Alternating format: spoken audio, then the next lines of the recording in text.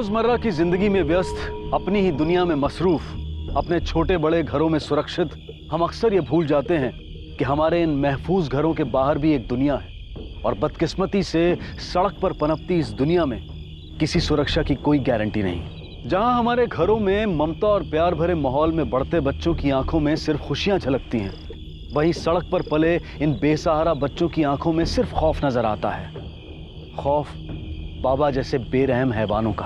भारत में हर साल तकरीबन 60,000 लापता बच्चों के मामले दर्ज किए जाते हैं, लेकिन अगर जानकारों की माने तो असल में लापता बच्चों की संख्या सालाना लगभग 10 लाख के करीब है और इनमें से ज्यादातर बच्चों से जबरदस्ती भीख मंगवाई जाती है। यकीन मानिए, बेगिंग रैकेट यानी कि भिक्षावृत्ति माफिया की इस अंधेरी दुनिया में होने वाले कई गुना ऐसे हैं जिनकी हमें भनक तक नहीं है। सानी, जानवर है तू, जानवर। ए झुमकी, काहे को नाराज होती तू? तू है तेरे पे। अरे वैसे भी कौन सा ग्राहक था तेरे पास? अपन ने तो तेरी मदद की, तेरी तन की आग बुझा के। काहे को अपने पे भड़कती है? और तू क्या कर रहा है? तू भी निकलेगा ना वैसा ही। चल निकल यहाँ से।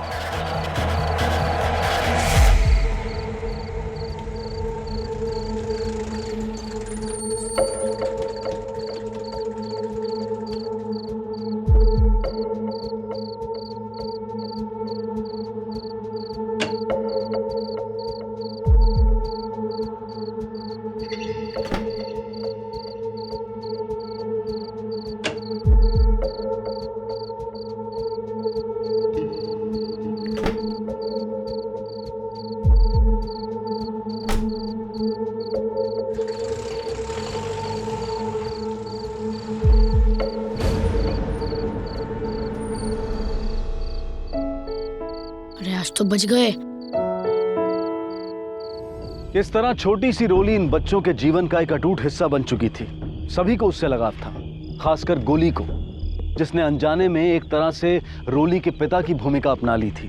कड़ी धूप तले बेरहम रास्तों पर जिंदगी कितनी मुश्किल और सख्त थी, ये जानता था गोली, और वो अपनी रोली को इन्हीं हालात से दूर रखना चाहता था। लेकिन बाबा के गुस्से की वजह से नामुमकिन था और आखिर इन कठोर परिस्थितियों का उस नन्ही सी जान पर घातक असर हुआ और रोली बीमार हो गई।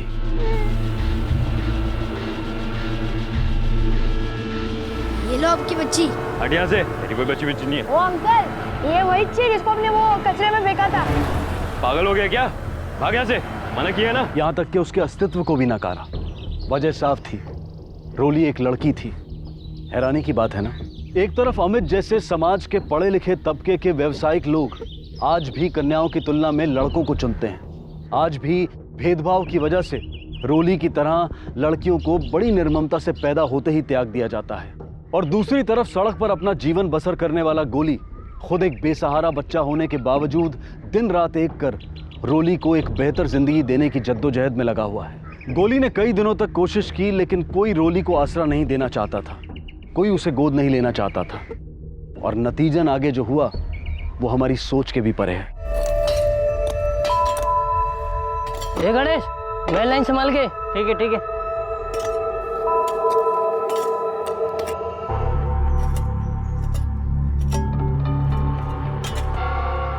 रवि रवि। हाँ क्या है?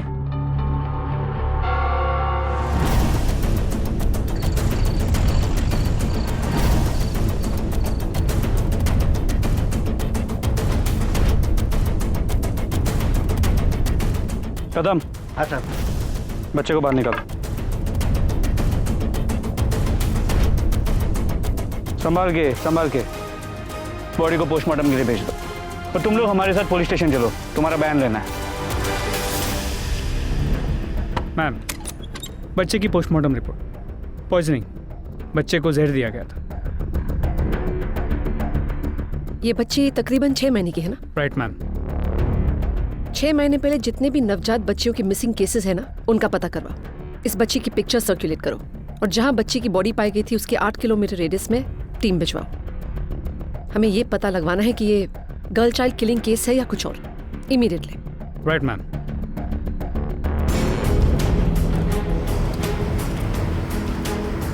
इस बच्ची को देखा है?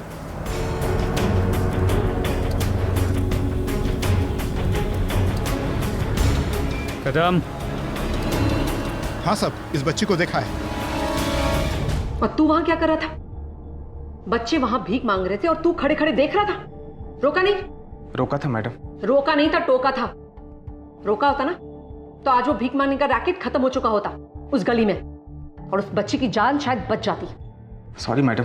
सॉरी। लेकिन मैडम मुझे ऐसा लगता है कि वही लड़की है, बट मैं कंफर्म नहीं बता सकता। आई डोंट केयर, सारे डिटेल्स चाहिए मुझे। शिंदे, इसे एक एक डिटेल लो इमीडिएटली। यस मैम, चलो। सर वो लड़का भी सिग्नल के पास ही काम करता है। गोली नाम है सर उसका।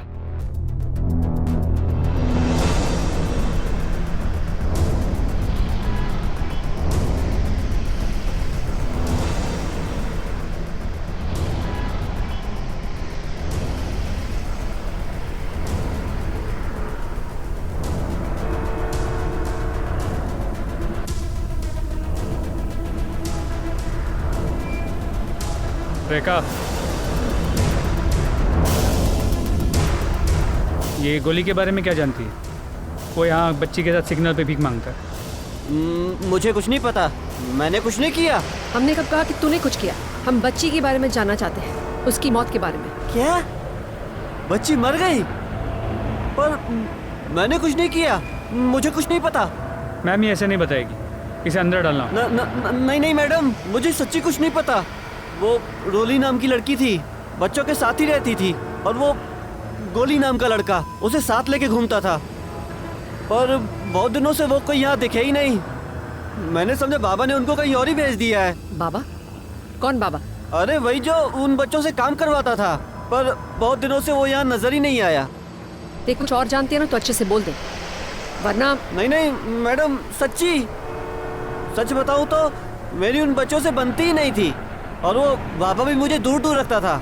मुझे बस इतना ही पता है। हाँ मैडम, वो देखिए, रेड साड़ी में वो झुमकी है ना, उसकी बच्चों से बहुत बनती थी, उसको पता होगा। जी मैडम जी। हम तुमसे कुछ पूछताछ करना चाह रहे हैं गोली नाम के बच्चे के बारे में, जो एक बच्ची के साथ घूमता था, जिसका नाम रोली था। मेरे को नहीं मालूम, किसी बच्ची के बारे में मैं नहीं जानती है। झूठ बोल रही तू, साफ साफ पता चल रहा है। सच बता दे हमें, क्या जानती है तू उस बच्ची के बारे में और उसकी मौत के बारे में? बता। मौत? वो मर गई, पर वो तो बिल्ली और गोली के साथ जिंदा थी। मर गई है वो तो बता, तू क्या जानती है उन बच्चों के बारे में, उस बाबा के बारे में? बता। वो बाबा ना बहुत ही खतरनाक किस्म का इंसान है मैडम जी। वो गोली और उसके दोस्तों को ना धमकाता रहता था उस बच्ची के लिए। साला मारता पीटता भी था, सुअर की औलाद। मेरे को लगता है उसी ने कुछ किया है। आप ना उससे पूछो, उसको जरूर पता होएगा। कहाँ मिलेगा वो बाबा?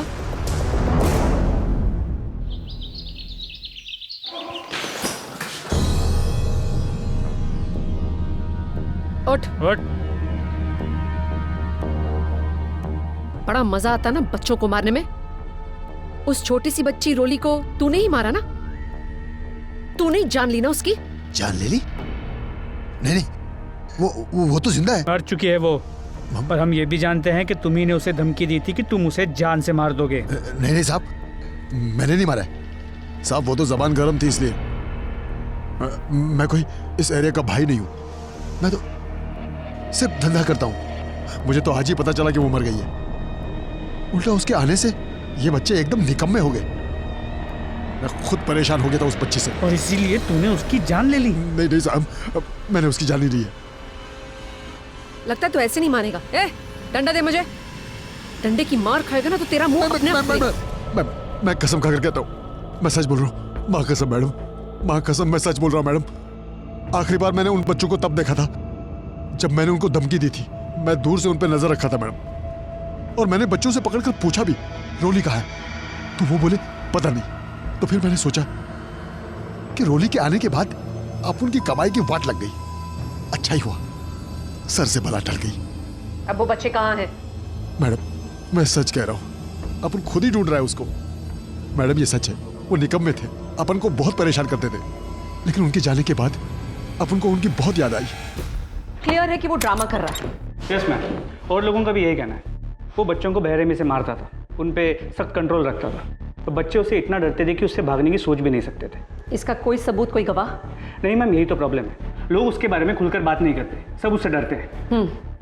लेकिन कम से कम हमें इससे ये तो पता चला कि वो बच्चे अभी भी उसी के कंट्रोल में, क्योंकि वो उन्हें छोड़ने वालों में से नहीं है। हो सकता है इस बच्ची रोली की जान उसी ने ली हो, और ये बच्चे कुछ बोले ना, इसलिए उन्हें कहीं और शिफ्ट कर दिया। देखो, हम इसे पकड़ के तो रख नहीं सकते, हमारे पास प्रूफ ही नहीं है, तो उसे रिलीज कर दो और फिर तुम्हें पता ही क्या करना है। राइट मैम, हम उसे छोड़ देंगे और उस पर सख्त नजर रखेंगे, हो सकता है वो हमें बच्चों तक पहुंचा दे। करेक्ट, लेकिन उसके साथ साथ उस रेखा और उस झुमकी पर भी नजर रखनी। Yes ma'am.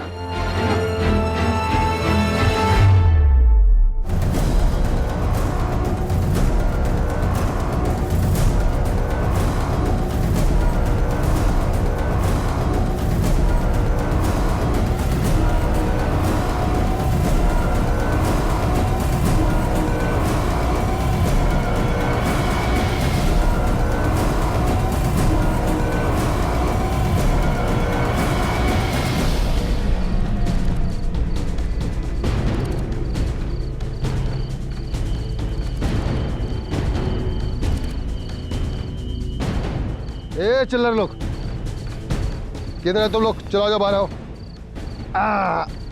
शाबाश। हाँ मैम, बच्चे मिल गए। अब अपन को पूरे हफ्ते का हिसाब मांगता है। तुम लोगों को क्या लगा कि बाबा मर गया, चला गया, तेल लेने गया? अपन भी शाना है, इसलिए अपन आज तक नहीं आया। तेरी शान पट्टी तेरे पास खींच के लाई है हमें। मैडम, मेरे को भी आज ही मालूम पड़ा कि ये लोग इधर है। अच्छा, हाँ मैडम, मेरी बात। तुम गोली हो ना? तुम ही हो जो उस बच्ची रोली को संभालते थे, उससे सबसे ज्यादा प्यार करते थे ना? तुम सब उस बच्ची से बहुत प्यार करते थे, बहुत संभालते थे ना उसे। देखो, बहुत अच्छा करते थे, कोई किसी को इतना प्यार नहीं देता। अब एक और अच्छी चीज करनी पड़ेगी। आप लोग जानते हो ना, किसी ने उस बच्ची की जान ली है। बताओ। गोली, अपन को क्या देखते हैं? चुप।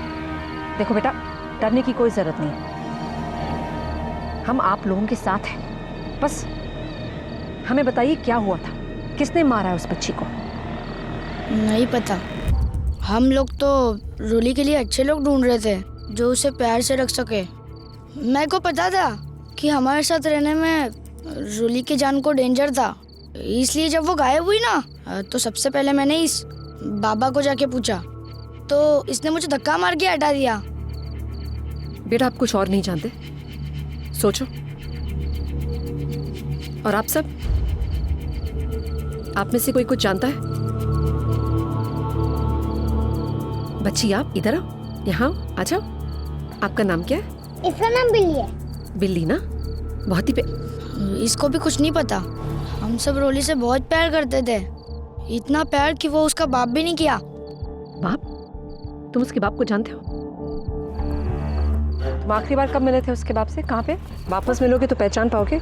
उसकी शक्ल, उसका हुलिया याद है तुम्हें? वो कैसे दिखता था, उसकी गाड़ी, उसका नंबर, कुछ? बापू को सब कुछ पता है। Shinde, any update? Yes ma'am, कल रात से मिली इन्फॉर्मेशन की मदद से हम कुछ लोगों तक नैरो डाउन कर पाए हैं। 9 और 7 सेंड होने वाली कई गाड़ियाँ, लेकिन कलर, मॉडल और अस्पताल के पार्किंग लॉट रिकॉर्ड्स, इन सब की मदद से हम 6 लोगों तक नैरो डाउन कर पाए हैं। इनमें से 4 लोग तो नजदीक रहते हैं, लेकिन 2 लोग काफी दूर। और इस बच्चे गोली की मदद से स्केच बना? यस मैम, ये रहा। परफेक्ट। अब उन 6 में से किसी न किसी का चेहरा तो उससे मिलेगा ही, और हमें अपना कल्प्रिट मिल जाएगा। गो। Yes ma'am.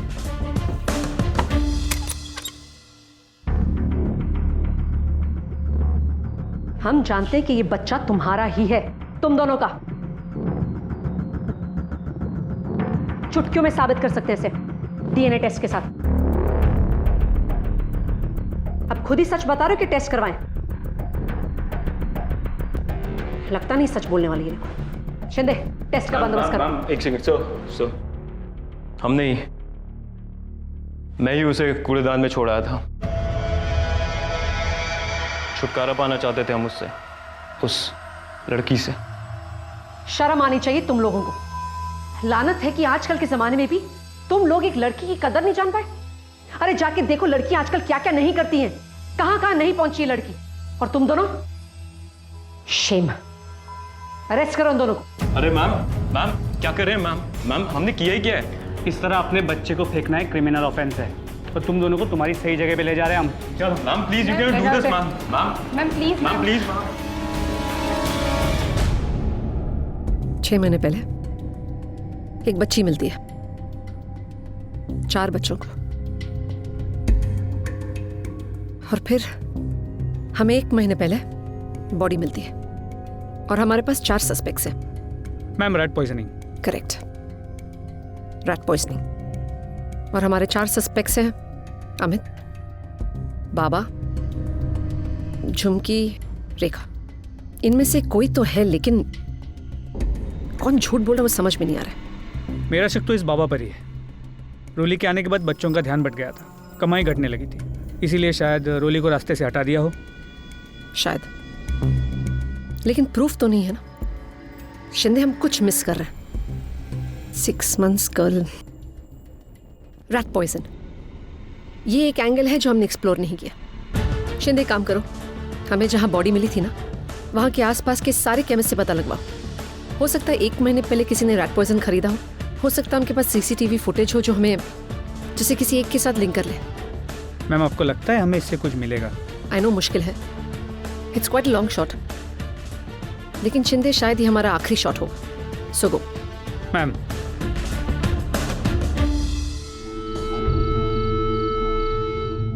मैम लगता है हमारा कातिल मिल गया।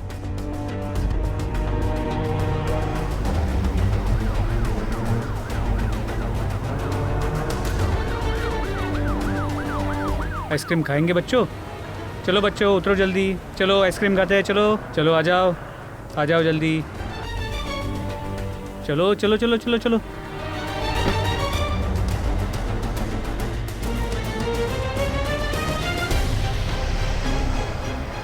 चलो बच्चों आइसक्रीम खाते हैं, चलो। गोली, ये वही दुकान है ना जहाँ तुम अक्सर आया करते हो? मैंने तो सुना है खाता भी है। बोलो बेटा, आप हमें सच बता दोगे ना तो मैं आपको बचा सकती हूँ। गोली तुम्हें बताना पड़ेगा बेटा। चलो बच्चों।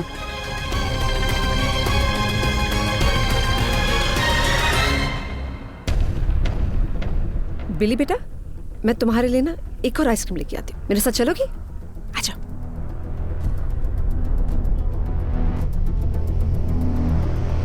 बेटा, आप मुझे एक बात सच सच बताओगे? क्या हुआ था रोली के साथ? देखो, हम पुलिस हैं, हम आपकी मदद करेंगे, लेकिन आपको मुझे सच सच बताना पड़ेगा। गोली ने ही रोली की जान ली है ना? देखो, मुझे सच बताओगी ना तो मैं मदद कर सकती हूँ, लेकिन अगर आप सच नहीं बताओगे तो गोली जेल जाएगा, सजा होगी उसे। मेरी मदद करो ना, सच बता दो मुझे। बोलो बेटा, मुझे बोलो। मैडम, उसे तकलीफ मत दीजिए, मैंने ही मारा था रोली को। क्या आप हमें बता सकते हो आपने ऐसा क्यों किया और कैसे किया ये? रात को भी वो गायब थी और सुबह देखा तो हिल भी नहीं रही थी।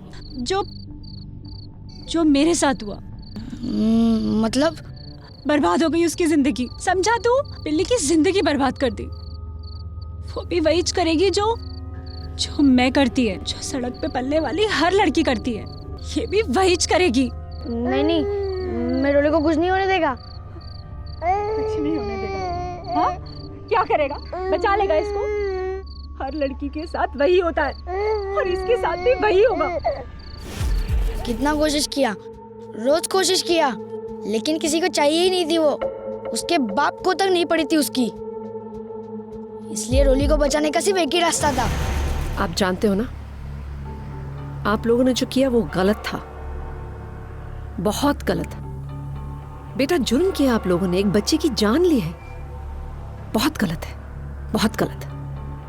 कुछ गलत नहीं किया मैडम, सब सही किया है। झुमकी दीदी की तरह जीना, ये बिल्ली की तरह जीना, इससे अच्छा तो मरना है, इसलिए मार दिया रोली को।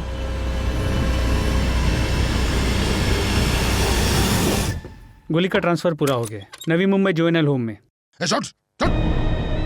ओ मैडम, जिसने खून किया उसको तो पकड़ा ना तुम लोग ने, फिर आप उनको काय को सता रहे तुम लोग? अब तुम्हें खून के लिए नहीं पकड़ा जा रहा है, बच्ची की बलात्कार के लिए पकड़ा जा रहा है तुम्हें। और अगर हमारे हाथ में होगा ना, तुम हमेशा के लिए जेल में ही सड़ोगे।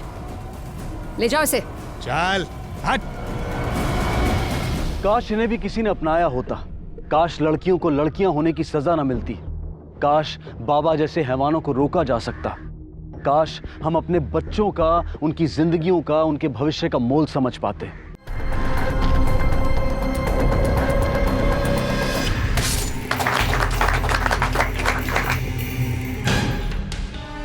वो साहब, खून। किसके साथ अफेयर चल रहा था? मुगलाई कुक मीर के साथ, और फिर उसके कुछ महीनों बाद चाइनीज कुक बबलू के साथ। नया मालिक पगार बढ़ाएगा? नहीं बढ़ाया ना तो देखना कैसे रोटी की तरह सेक के उसको जलाती हूँ मैं। सर मैं तो लुट गया, बर्बाद हो गया। अब कौन आएगा यहाँ? अरे पल्लू खोल। मुझे लगता है ये कत्ल इन चारों के अलावा किसी और ने किया है।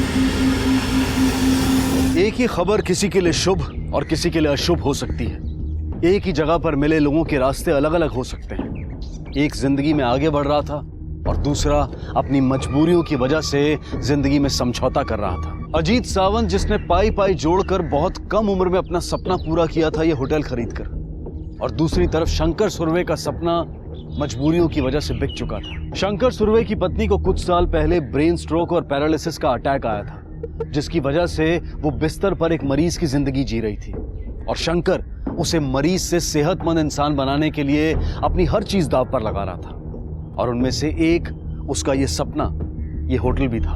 अजीत बहुत उत्साहित था इस होटल से जुड़े अपने कल को लेकर, उसकी काफी उम्मीदें टिकी थी इस पर। और दूसरी तरफ शंकर खुशी और दुख दोनों जज्बात के साथ आगे बढ़ा था। खुशी इस बात की कि अब वो अपनी पत्नी के इलाज का रोज का तकरीबन 30 से 40 हजार का खर्चा आराम से उठा पाएगा, और दुख इस बात का कि अब उसका होटल किसी और का हो चुका था। इस होटल से जुड़े और भी लोग थे, और ये लोग थे इस होटल का स्टाफ, जिन पर इस बदलाव का असर हो सकता था। अब वो असर अच्छा होगा या बुरा होगा, यह भी कहना मुश्किल था।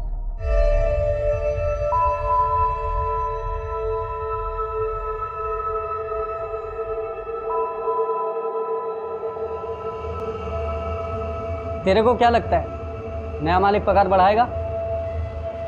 क्यों नहीं बढ़ाएगा?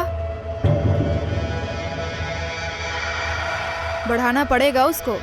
तूने बात की है क्या उसके साथ? अब इसमें बात करने वाली कौन सी बात है? ये हक है हमारा, बढ़ाना पड़ेगा उसको। और अगर नहीं बढ़ाया ना तो देखना कैसे रोटी की तरह सेक के उसको जलाती हूँ मैं। बढ़ाना तो पड़ेगा उसको।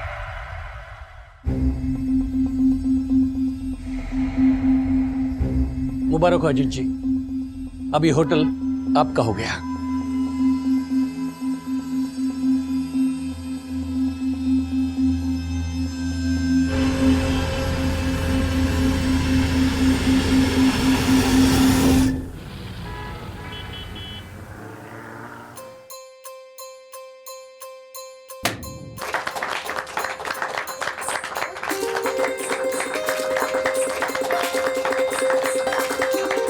आई, बाबा, तुम्ही पहिले आज।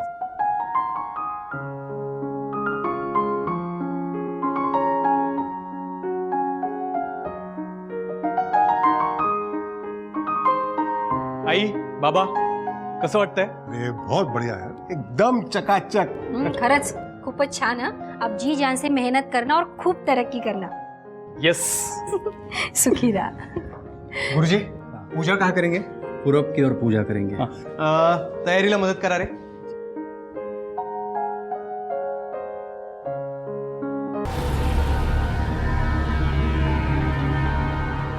अरे ये क्या है?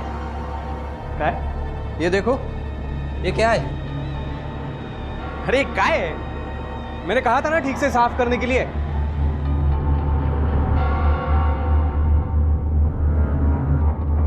ये तो खून है. ओ साहब, खून.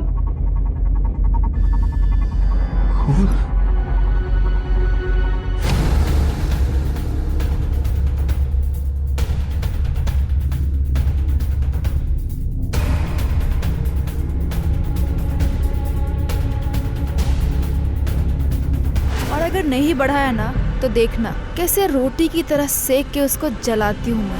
हमारे समाज में आज भी किसी भी नए काम की शुरुआत ईश्वर की आराधना, उनके निमंत्रण और आशीर्वाद के बिना नहीं की जाती.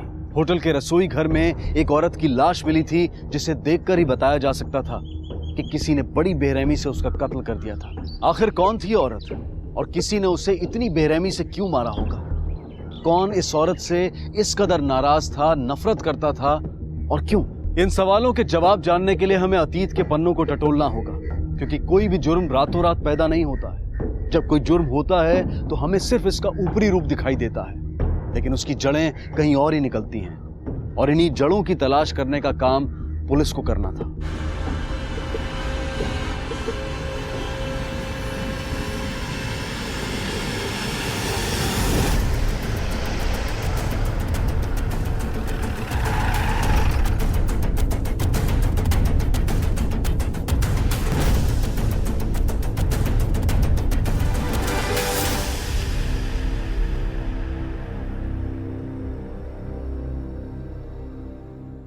देखिए ना साहब, कितना अनर्थ हुआ. आज ही पूजा थी और वो औरत जिसका मर्डर हुआ है वो यहीं रहती थी? नहीं सर, रात को होटल स्टाफ में से कोई नहीं रुकता यहाँ. ये शीला यहाँ पे कैसे रुकी थी मालूम नहीं. 2 दिन हुए होटल लेके, पूरी तरह चार्ज भी नहीं लिया अभी. और उस औरत का नाम याद है तुम्हें? सर एक्चुअली 2 दिन पहले मेरी उससे बात हुई थी, तब उसी ने अपना नाम बताया था. साहब, मेरा नाम शीला है साहब. इस होटल में रोटी बनाने का काम करती हूँ साहब. आप नए नए हैं इसलिए पहले से बोल रही हूँ साहब कि हम सबका पगार 10% बढ़ा के देना पड़ेगा. बाद में पगार को लेके मचमच ना हो, इसलिए अभी से बोल रही हूँ साहब. सर मैं तो लुट गया, बर्बाद हो गया. अब कौन आएगा यहाँ? पाई पाई जोड़ के मैंने यह होटल खरीदा. होटल में सीसीटीवी कैमरा नहीं है? नहीं सर. इस होटल की कितनी चाबियां तुम्हारे पास है? सर टोटल 4 चाबियां है. 3 चाबियां मुझे इस होटल के पहले ओनर शंकर जी ने दी थी और 1 चाबी नाइट ड्यूटी वॉचमैन के पास रहती है. होटल का स्टाफ वो कहाँ रहता है? साहब, दोनों हेड शेफ और शीला को छोड़कर हम सभी लोग स्टाफ क्वार्टर में ही रहते हैं. ये स्टाफ क्वार्टर किधर है? वो पीछे है ना. वो तो एकदम बिंदास थी सर. नागपुर से अकेले आई थी और बिंदास होना भी पड़ता है ना साहब, वरना उसको इधर कौन जीने देता. मतलब होटल लाइन है साहब, ज्यादातर स्टाफ लोग मर्द ही होते हैं. आप समझ गए ना साहब. उसका हर किसी से कभी ना कभी झगड़ा हुआ था. वो कब से यहाँ काम कर रही थी? ये कोई 2 साल हुआ होगा साहब. इधर रोटी चपाती के लिए कोई था ही नहीं, तभी एक दिन वो खुद से चल के आई. उसके आने के बाद कुछ गड़बड़ हुई थी? गड़बड़ तो होनी थी साहब. इतने मर्दों के बीच में अकेली औरत के आने से जो हो सकता था वही हुआ.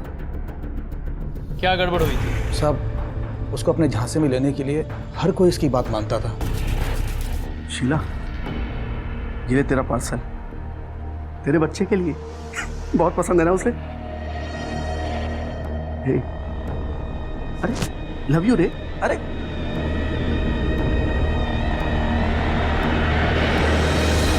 उसका बच्चा भी है? जी हाँ साहब. जब वो काम पे आती थी तो बच्चे को कहाँ रखती थी? साहब जब वो काम पर आती थी तो बच्चे को घर में ताला मारकर छोड़कर आती थी। मुझे उसका यहाँ का पता चाहिए, जल्दी। जी जी साहब।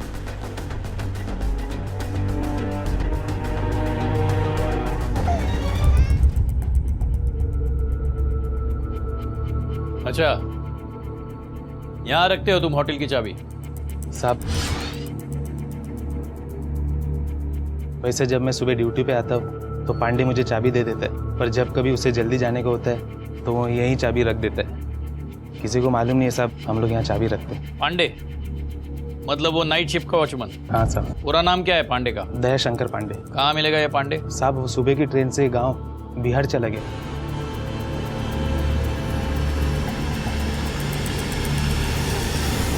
सर उसने मुझसे तो कोई छुट्टी नहीं मांगी थी, शायद इस होटल के पहले ओनर शंकर जी से उसने छुट्टी ली हो। होटल तुम्हारा है और छुट्टी पुराने मालिक से मांगता है। पूरा नाम क्या है पुराने मालिक का? शंकर सुरवे सर, मैं उस होटल का पुराने मालिक हो? जी। फिर भी नए मालिक के पूजा में नहीं गए, क्यों? बुलाया नहीं था क्या? बुलाया था सर, लेकिन मेरी बीवी पिछले 3 दिनों से अस्पताल में थी, इसलिए नहीं जा पाया। इस साल उसे 4थी बार एडमिट कराया है। सर मेरी बीवी की तबीयत की वजह से मैं पिछले कई महीनों से अपने होटल की तरफ ठीक से देख भी नहीं पा रहा हूँ। ये शीला और तुम्हारे होटल स्टाफ के बीच में कुछ गड़बड़ चल रही थी क्या? सर अकेली औरत थी, उसे सहारे की ज़रूरत थी। इस ज़रूरत ने उसको मतलब किसके साथ अफेयर चल रहा था? पहले तो वो मुगलाई कुक मीर के साथ, और फिर उसके कुछ महीनों बाद चाइनीज कुक बबलू के साथ। इस वजह से दोनों में कभी झगड़ा नहीं हुआ? हाँ हुआ था ना, लेकिन मैंने वो झगड़ा बहुत जल्दी सॉल्व कर दिया था। लेकिन कभी ऐसा नहीं सोचा था कि ये बात मर्डर तक पहुंच जाएगी। तुम्हें लगता है कि शीला का मर्डर इन दोनों में से किसी ने किया है? अरे नहीं साहब, मैं ऐसा क्यों सोचूंगा, दोनों अच्छे हैं। ठीक है मिस्टर सुरवे, अभी तो आप जा सकते हैं, लेकिन अगर जरूरत पड़ी तो वापस बुला लेंगे। जी सर, मैंने शीला के पड़ोसियों से बात की। उनके कहने के मुताबिक शीला कुछ 2 साल पहले ही उस बस्ती में रहने के लिए आई थी, नागपुर के किसी आसपास के गांव से। वो कौन थी, उसका पति कौन था, इसके बारे में ज्यादा जानकारी नहीं मिल पाई, क्योंकि वो किसी से ज्यादा बात ही नहीं करती थी। और वो night watchman Dayashankar Pandey? Sir Dayashankar का मोबाइल लोकेशन ट्रेस हो गया। जिस वक्त मर्डर हुआ उस वक्त वो होटल के आसपास ही था, और फिर 4 बजे उसका मोबाइल लोकेशन दादर दिखाई दिया, और फिर 6 बजे पनवेल। रेलवे के रिकॉर्ड के मुताबिक वास्को पटना ट्रेन में उसका टिकट बुक था। जिस दिन शीला का मर्डर हुआ था उसी दिन वो गांव चला गया। कुछ न कुछ तो कनेक्शन है। सर बिल्कुल हो सकता है, क्योंकि शीला ने लगभग 10 महीने पहले इसी पुलिस स्टेशन में दयाशंकर के खिलाफ एक केस दर्ज की थी कि दयाशंकर ने उसे मॉलेस्ट करने की कोशिश की। इसका मतलब कुछ नहीं, काफी कुछ था। राणे, अपनी एक टीम बिहार भेजो और वो दयाशंकर पांडे का पार्सल ले आओ, और उन 2 हेड शेफ्स के बारे में होटल स्टाफ से बात करो। देखते हैं शीला और 2 शेफ्स में क्या पक रहा था। Okay sir.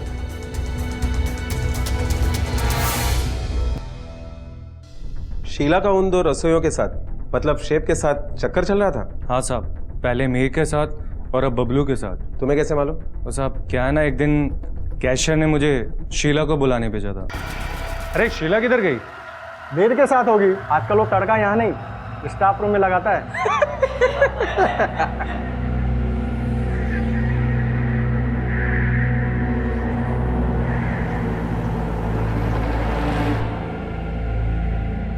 अरे तू इधर है, वो कैशियर तेरे को बुला रहे हैं। एक कस्टमर ने बहुत तमाशा किया रोटी को लेके, चल।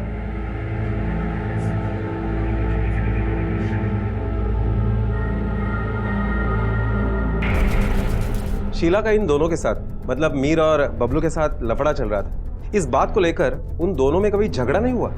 साहब उन दोनों का तो रोज ही झगड़ा होता था, और एक दिन तो ये शेजवान, एक लड़की के लिए एक दूसरे की जान लोगे क्या? चल जा अपना काम कर। फिर साहब शीला को पता चला कि मीर शादीशुदा है। उसने मीर को घास तक नहीं डाली, और तभी उसका लफड़ा बबलू से शुरू हो गया। तभी साहब मीर बहुत सुलगा था।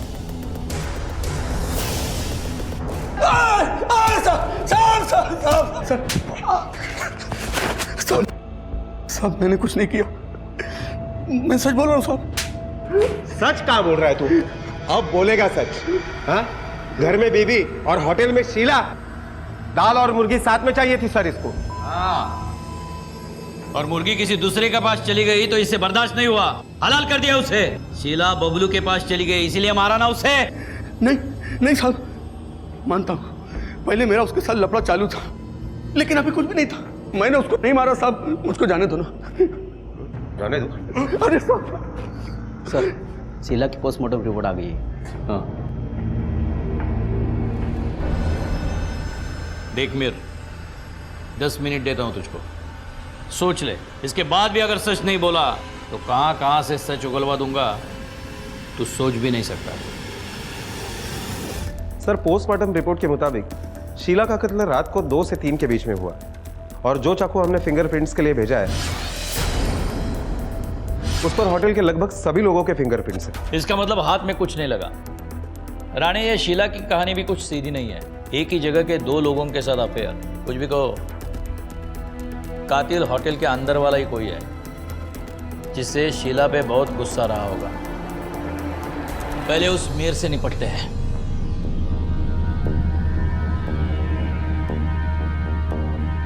सोच लिया सच बोलने का या मैं बुलवाऊं? साहब, मेरे और शीला के बीच में प्यार था साहब, लेकिन कुछ टाइम बाद पता चला वो मेरे साथ डबल गेम खेल रही। उसका बबलू के साथ भी लफड़ा चालू था साहब। फिर एक दिन मैं उससे जाकर डायरेक्ट पूछ लिया, शीला सुन, ए शीला, अरे बात सुना, ए शीला, भेड़ा समझी क्या मेरे को? है? मेरे को सब पता चल गया है। तेरा वो शेजवान बबलू के साथ जो लफड़ा चल रहा है ना, उसे बंद कर दे। देख, प्यार करता हूँ तेरे से, इसलिए समझा रहा हूँ तेरे को। मुझे मत सिखा तू। हाँ, रुक। क्या रुक? ये देख,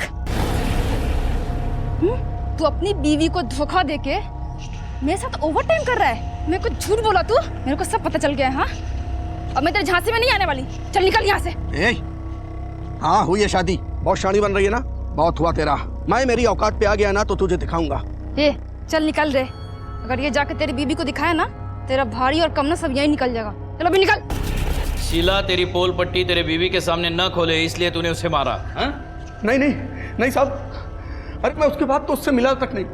वो तो मैंने गुस्से में बोल दिया था साहब, बल्कि शीला और बबलू मेरे को झगड़े के लिए उकसाते थे। शीला पे मेरे को गुस्सा था और बबलू मेरी खोपड़ी में जाता था, लेकिन उसके बाद भी मैंने उनके साथ झगड़ा नहीं किया साहब। साहब, मैं होटल के पास ही रहता हूँ, शीला के साथ मेरा कोई सीन नहीं है साहब। मैं सच बोल रहा हूँ, वो तो मीर के साथ, मतलब मीर मेरे को फंसाने के लिए झूठ बोल रहा है। मैं किसी एक बच्चे की माँ के साथ में क्यों चक्कर चलाऊंगा साहब, और खाली पॉकेट में किसी का बच्चे का बाप क्यों बनूंगा? अच्छा, शीला से तेरा कोई लेना देना नहीं है तो फिर शीला को मीर का वो फैमिली फोटो किसने दिया था? वो मुझे नहीं मालूम साहब। तुझे क्या लगता है किसने दिया होगा फोटो?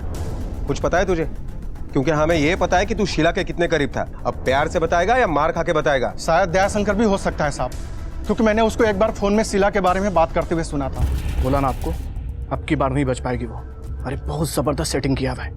हाँ, टेंशन मत लो आप, ठीक है? मैं आपको बाद में फोन करता हूँ। हाँ ठीक है।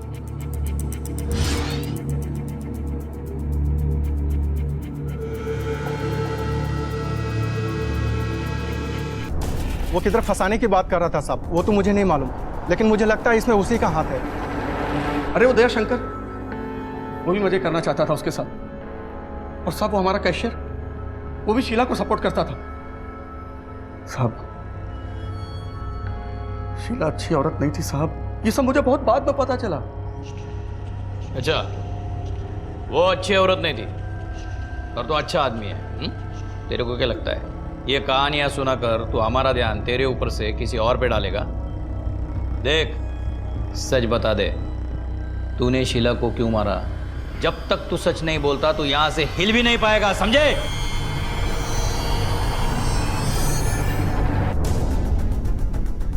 सर, हो सकता है ये मीर सच बोल रहा हो, क्योंकि जिस रात कत्ल हुआ उस रात उसका मोबाइल लोकेशन होटल के आसपास बिल्कुल नहीं था। या फिर ये भी हो सकता है कि उसने मोबाइल घर पे ही छोड़ा हो। बाकी लोगों की मोबाइल लोकेशन चेक की तुमने? Yes sir, Ajit Sawant.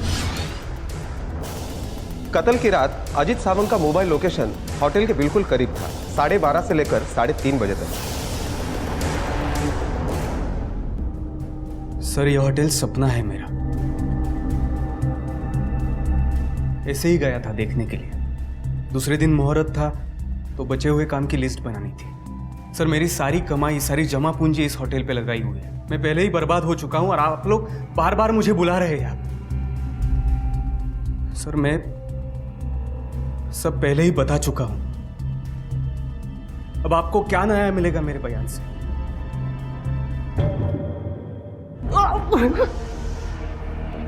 कोई फायदा नहीं उठाया साहब मैंने उसका, मां कसम सही बोल रहा हूँ साहब। सच बोल रहा है तो शीला ने तेरे खिलाफ कंप्लेंट क्यों की थी? मालिक ने बोला था कि उसका रोज तलाशी लेता जाते हुए। चल कौन?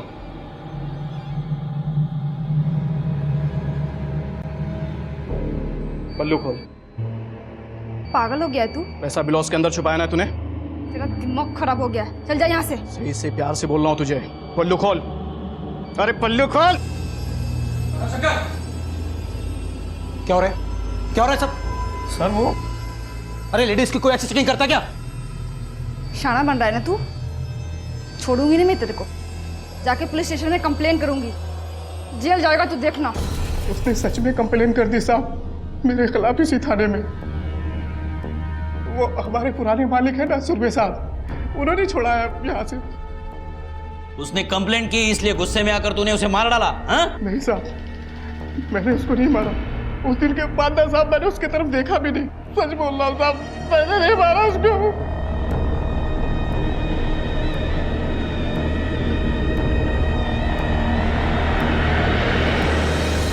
सर, दयाशंकर सच बोल रहा है। मैंने बिहार पुलिस से पता लगाया, इसके घर में सच में बच्चे का नामकरण था और इसलिए वो गांव गया था। राणे अगर ये सच बोल रहा है फिर भी हमें उस पर नजर रखनी पड़ेगी, क्योंकि उसकी ट्रेन और कत्ल के बीच में काफी समय था। यह भी हो सकता है कि कत्ल करने के बाद वो स्टेशन चला गया हो। इसी के साथ उस बबलू पर भी हमें नजर रखनी चाहिए। एक कहावत है कि मार के बाद सिर्फ पुकार बचती है, और पुकार से वो इंसान कभी लौटकर नहीं आ सकता जो जा चुका है। शीला कभी वापस नहीं आने वाली थी। उसका नन्हा सा बेटा इस बात से अनजान था कि उसकी माँ अब कभी नहीं लौटेगी। वो इतनी कम उम्र का है कि शायद उसे मौत शब्द का मतलब भी नहीं पता होगा। शीला के कत्ल के केस में पुलिस ने पहले होटल के रसोइये से और फिर वॉचमैन दयाशंकर से पूछताछ की। कुछ परतें जरूर खुली, लेकिन अब तक कोई सिरा हाथ नहीं लगा था। अजीत और बबलू भी संदिग्ध थे, लेकिन इनमें से कौन था शीला का कातिल, या फिर कोई और भी था जिसकी तरफ पुलिस ने अभी अपना रुख नहीं किया था। पर एक अकेली औरत की किसी से ऐसी क्या दुश्मनी थी कि उसकी जान ही ले ली गई। पुलिस की कार्रवाई में हर इंसान के कई चेहरे, कई चरित्र नजर आ रहे थे। हर एक के चेहरे पर एक मुखौटा चढ़ा हुआ था, और पुलिस ने अब हर एक के चेहरे से उस मुखौटे को उतार कर फेंकने की ठान ली। पुलिस की फेहरिस्त में कुछ और नाम भी जुड़े, और जिनका सच कुछ और ही साबित होने वाला था। तूने कहा था कि तू होटल के पास ही रहता है, लेकिन तेरे घर का मोबाइल टावर और होटल का मोबाइल टावर अलग अलग है। मतलब उस रात तू होटल की तरफ गया था। अब सच बता, इतनी रात को क्या करने गया था तू वहां? कुछ नहीं साहब, कुछ नहीं साहब। साहब सच बोल रहा हूँ, सच बोल रहा हूँ साहब। मेरा और शीला का प्लान था। पक गया हूं मैं दूसरे के पास में काम करते करते। तू टेंशन काहे को ले रहा है? मैं है ना। अच्छा बोल, तुझे ये चाइनीज दुकान खोलने के लिए कितना पैसे चाहिए? पिछली बार खोला था, कुछ 90,000 के आसपास लगा था। तो ठीक है, तू जा तैयारी कर दुकान खोलने की, मैं देती तेरे को पैसा। 9,000 नहीं, 90,000 बोला हूँ। कहाँ से लेके आएगी तू इतने पैसे? मैं बोल रही है ना कि मैं लेके आएगी। और वैसे भी हम दोनों ना ये दूसरों की नौकरी नहीं करेंगे। तू एक काम कर, तू ना आज रात 2 बजे होटल के बाहर मिल मुझे, मैं ला के देती है तेरे को पैसे। उधर गया तो मैं नए मालिक की गाड़ी देखा, वो खुद में ही कुछ बड़बड़ा रहे थे। फिर मेरे को याद आया, शीला तो मेरे घर पे भी आ सकती है। मेरे को डर था कि वो नया मालिक कहीं मेरे को देखेगा तो क्या बोलेगा। फिर मैं घर पे चला गया। पिछली बार भी तूने सच बोल रहा हूँ कह के झूठ ही बोला था। अब इस बार कैसे यकीन करूँ कि तू सच बोल रहा है? साहब इस बार सच बोल रहा हूँ। मैं डर गया था साहब, यकीन करो मेरा। मैंने कुछ नहीं किया साहब, आप मुझे जाने दो। जब तक तू पूरा सच नहीं बताएगा ना, यहीं सड़ेगा, समझा?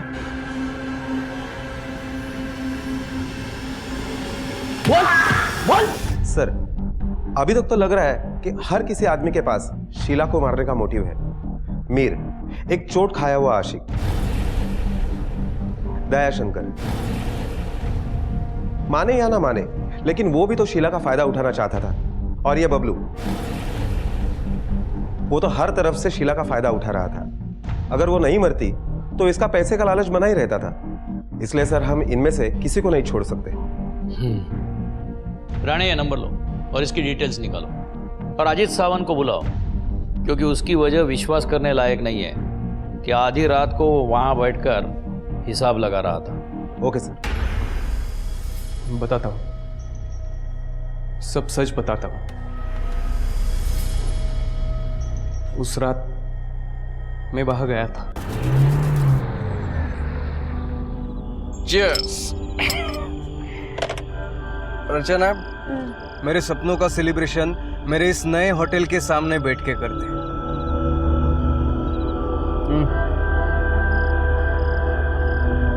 I'm done यार, अब और नहीं पी सकती। Alright. देखना, एक बार ये होटल शुरू हो जाए फिर अपनी लाइफ सॉर्टेड है, सॉर्टेड। 1 साल के अंदर 2-4 होटल बनाएंगे और फिर शादी करेंगे। वैसे मेरे बहुत सारे सपने हैं, फिलहाल ये एक पूरा हो रहा है।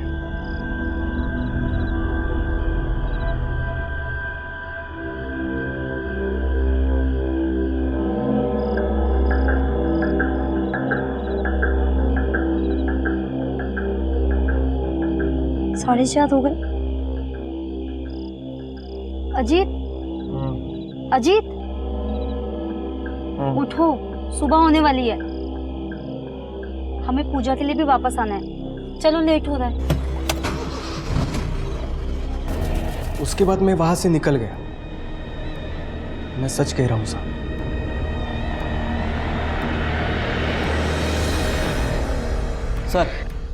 सर, आपने जिस मोबाइल नंबर की डिटेल्स मांगी थी वो आ गई है, ये लीजिए।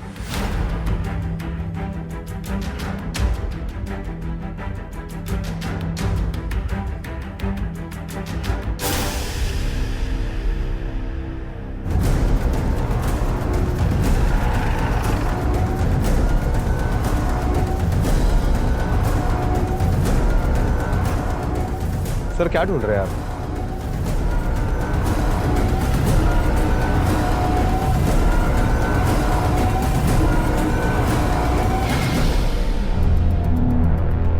ये सीसीटीवी कैमरा चलता भी है या ऐसे ही लगाया है? चालू है सर, 24 घंटा रिकॉर्डिंग चालू रहती है इसकी। हमें 7 और 8 अप्रैल का फुटेज देखना है।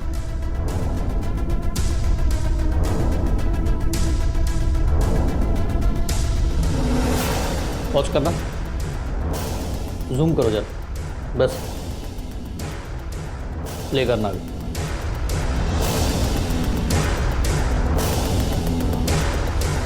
चलो, उस चाइनीज शेफ को एक बार फिर मिलते हैं। साहब, मैं बबलू बोल रहा हूँ। हाँ, बोलो बबलू। साहब, कुछ पैसे की अर्जेंट जरूरत आ पड़ी है। मुझे क्यों फोन किया? पैसे तो आप ही को देने पड़ेंगे ना साहब। देने पड़ेगा मतलब? क्योंकि साहब, शीला का खून तो आप ही ने किया है ना, मैंने देखा था। कितने पैसे चाहिए? 90,000।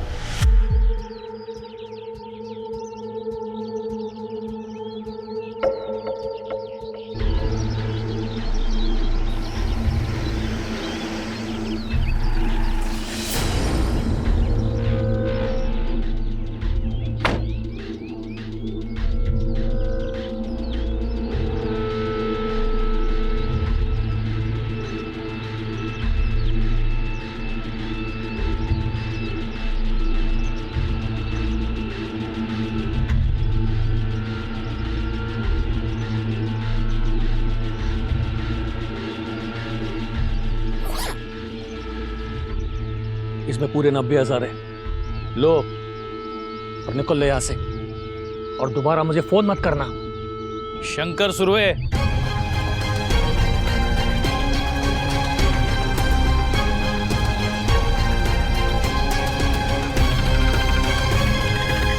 जेल में ये क्या? और कोई तुम्हें फोन नहीं कर पाएगा।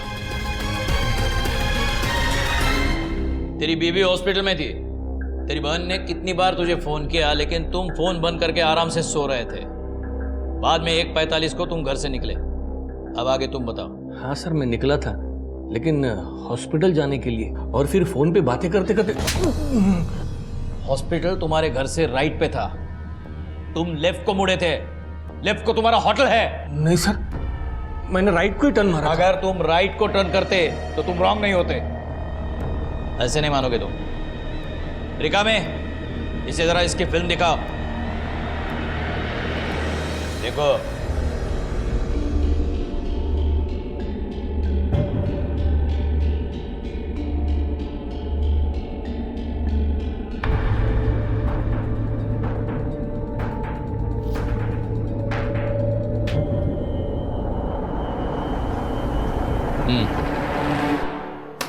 चलो अब सब सच बताओ। साहब, मुझे शक हो गया था कि मेरा कैशियर शीला के जरिए पैसे चोरी कर रहा है। मैंने वॉचमैन को शीला की तलाशी लेने के लिए बोला, पर उसने दयाशंकर को पुलिस स्टेशन भिजवा दिया, और फिर वॉचमैन ने भी उसकी तलाशी लेने से मना कर दिया। और फिर एक दिन ये लड़की से रोज पैसा चुरा। शीला, तू रुक। तू बाहर जा, शटर डाउन कर और वहीं पे रुके रहना। चल जा। जी। आज मैं देखता हूं तू कैसे पैसे चुराती है। बोल, आज तक मेरा कितना पैसा ब्लाउज में डाल के बाहर ले गई है तू? हैं? साहब, मैंने कोई चोरी नहीं किया साहब। मुझे पता है तेरे ब्लाउज में पैसे है। तो निकाल बाहर, नहीं तो मैं पुलिस को बुलाऊंगा। पुलिस आएगी, पैसे निकालेगी और तू हवाला जाएगी। मैंने कोई चोरी नहीं किया। अरे तू निकालती है, मैं निकालूं? हाँ? सब निकालती हूँ। हाँ, चल निकाल। तू क्या अंदर? किसने बुलाया तुम्हें? साहब, पुलिस का राउंड अप चालू है। ठीक है, निकल दो। चल, बाकी के पैसे निकाल। और सुन, ये मत भूलना, तेरे चोरी का सबूत है मेरे पास। आज छोड़ रहा हूं तुम्हें। चल निकल, निकल। और फिर तूने उस वीडियो के जरिए शीला का फायदा उठाना शुरू कर दिया। नहीं सर, वो वीडियो तो मैंने उसे डराने के लिए बनाया था, जो मैंने उसी रात को डिलीट कर दिया था। फायदा तो वो मेरा उठा रही थी सर। मतलब? मैंने पूरे स्टाफ को बाहर भेज दिया था, लेकिन कोई अंदर छुपकर मेरा वीडियो बना रहा था, जिसको लेकर शीला मुझे ब्लैकमेल कर रही थी। साहब, इस महीने 2000 रुपए पगार बढ़ा के देना। बढ़ाकर? तेरा पगार तो उल्टा मैं कम करने वाला था। तेरा वीडियो है मेरे पास, भूलना मत तू। वही तो साहब, मेरे पास भी एक वीडियो। ये देखो साहब, ये देखो।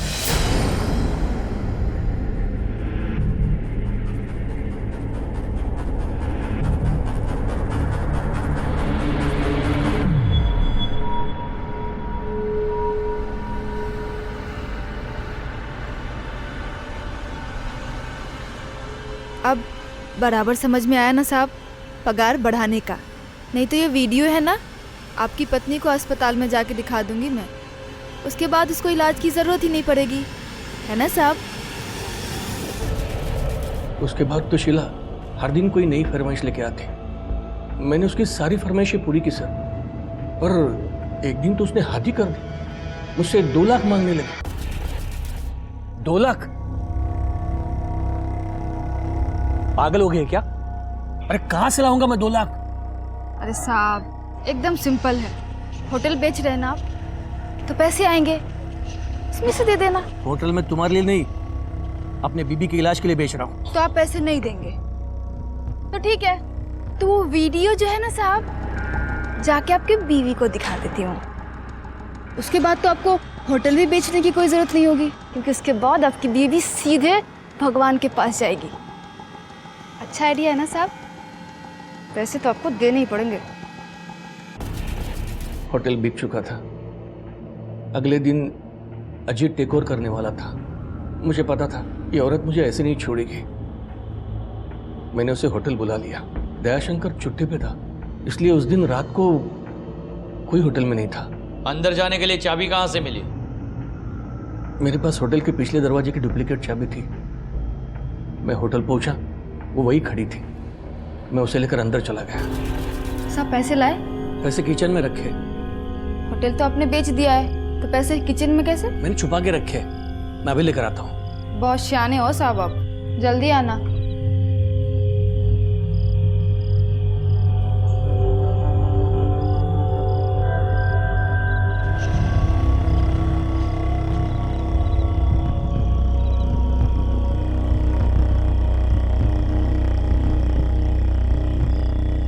तुम्हें पैसे चाहिए ना?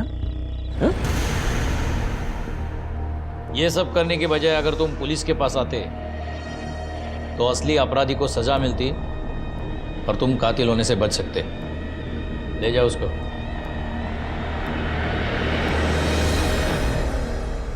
द्वेष, ईर्ष्या, प्यार, घृणा, ये ऐसे भाव हैं जो हर इंसान में पाए जाते हैं। अवसरवाद भी ऐसा एक भाव है और उसकी गिरफ्त में आना बहुत आसान है, क्योंकि ये हमें मौका देता है आगे बढ़ने का। अवसरवादी होना कोई बुरी बात नहीं है, लेकिन उसकी भी अपनी कुछ सीमाएं होती हैं, कुछ उसूल होते हैं।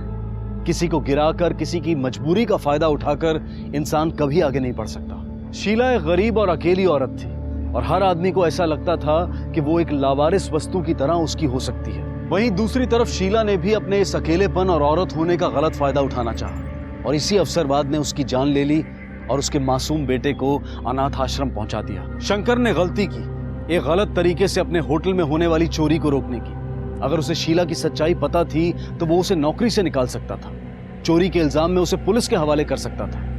पर नौबत यहां तक आ गई कि शीला शंकर को ब्लैकमेल करने लगी। अगर शंकर तब भी पुलिस की मदद लेता तो भी वो खूनी बनने से बच सकता था और उसकी पत्नी, जिसे इलाज के पैसों के साथ साथ अपने पति के साथ की भी जरूरत थी, वो उसके साथ से महरूम होने से बच जाती। शंकर सुरवे को शीला के कत्ल के लिए आईपीसी की धारा 302 के तहत हत्या के लिए और धारा 201 के तहत उम्र कैद की सजा सुनाई गई। शीला के बेटे को अनाथ आश्रम भेज दिया गया।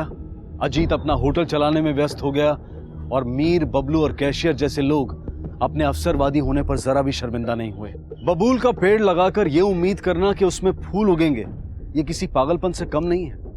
इंसान को अपने आप को ऐसे पागलपन से, ऐसे वहम से दूर रखना चाहिए। नाजायज शुरुआत का अंत कभी जायज नहीं हो सकता और ना ही शंकर की तरह मुश्किल को चुपके से सुलझाने की कोशिश करनी चाहिए। खराब परिस्थिति, खराब लोग, खराब वाकये, इनमें फर्क करना हमें आना चाहिए कि क्या हमारा निजी मामला है और क्या चीज उस निजी मामले को कानून की हद में ले जा सकती है।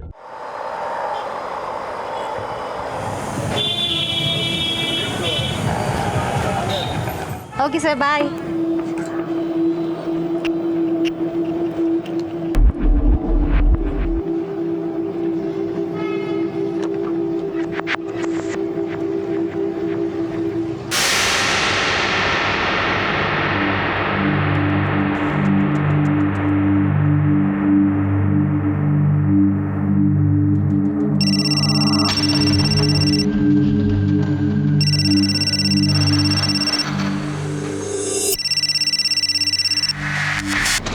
हेलो, हाँ मम्मी।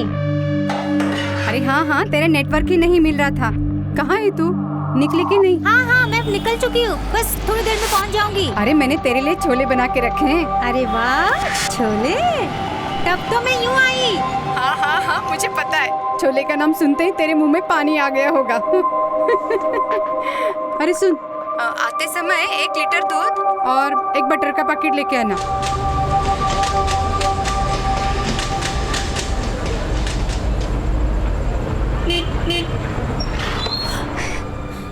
नेहा शर्मा जी, आप कौन? क्या हुआ बेटा, कोई मिल गया है क्या? नेहा, क्या हुआ बेटा? नेहा।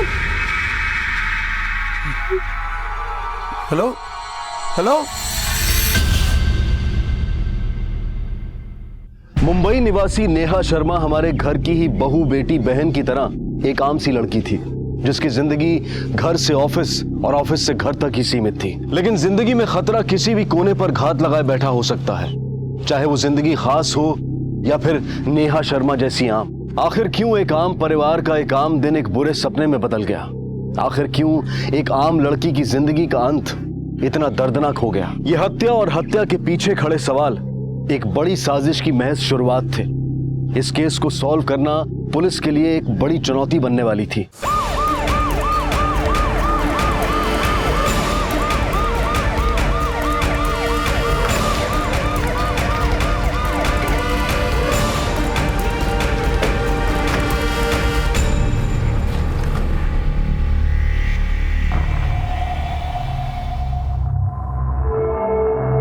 सिर के चाकू से मल्टीपल स्टैबिंग की गई है। और सर ये वही लड़की है जिसके बारे में बूढ़ी औरत ने फोन पे बताया था। नेहा शर्मा, सेक्टर 3। ये तो यहीं का एड्रेस है। एक काम करो, बॉडी को पोस्टमार्टम के लिए भेजो, हम इसके फैमिली से मिलते हैं। ये पता नहीं कहाँ रह गई नेहा। मैंने कितनी बार कहा है फोन को चार्ज कर लिया करो। मैं एक काम करता हूँ, मैं रास्ते में देख के आता हूँ, शायद दूध देने में देरी हो गई होगी। पर फोन पर तो ये वो ठीक है। मैं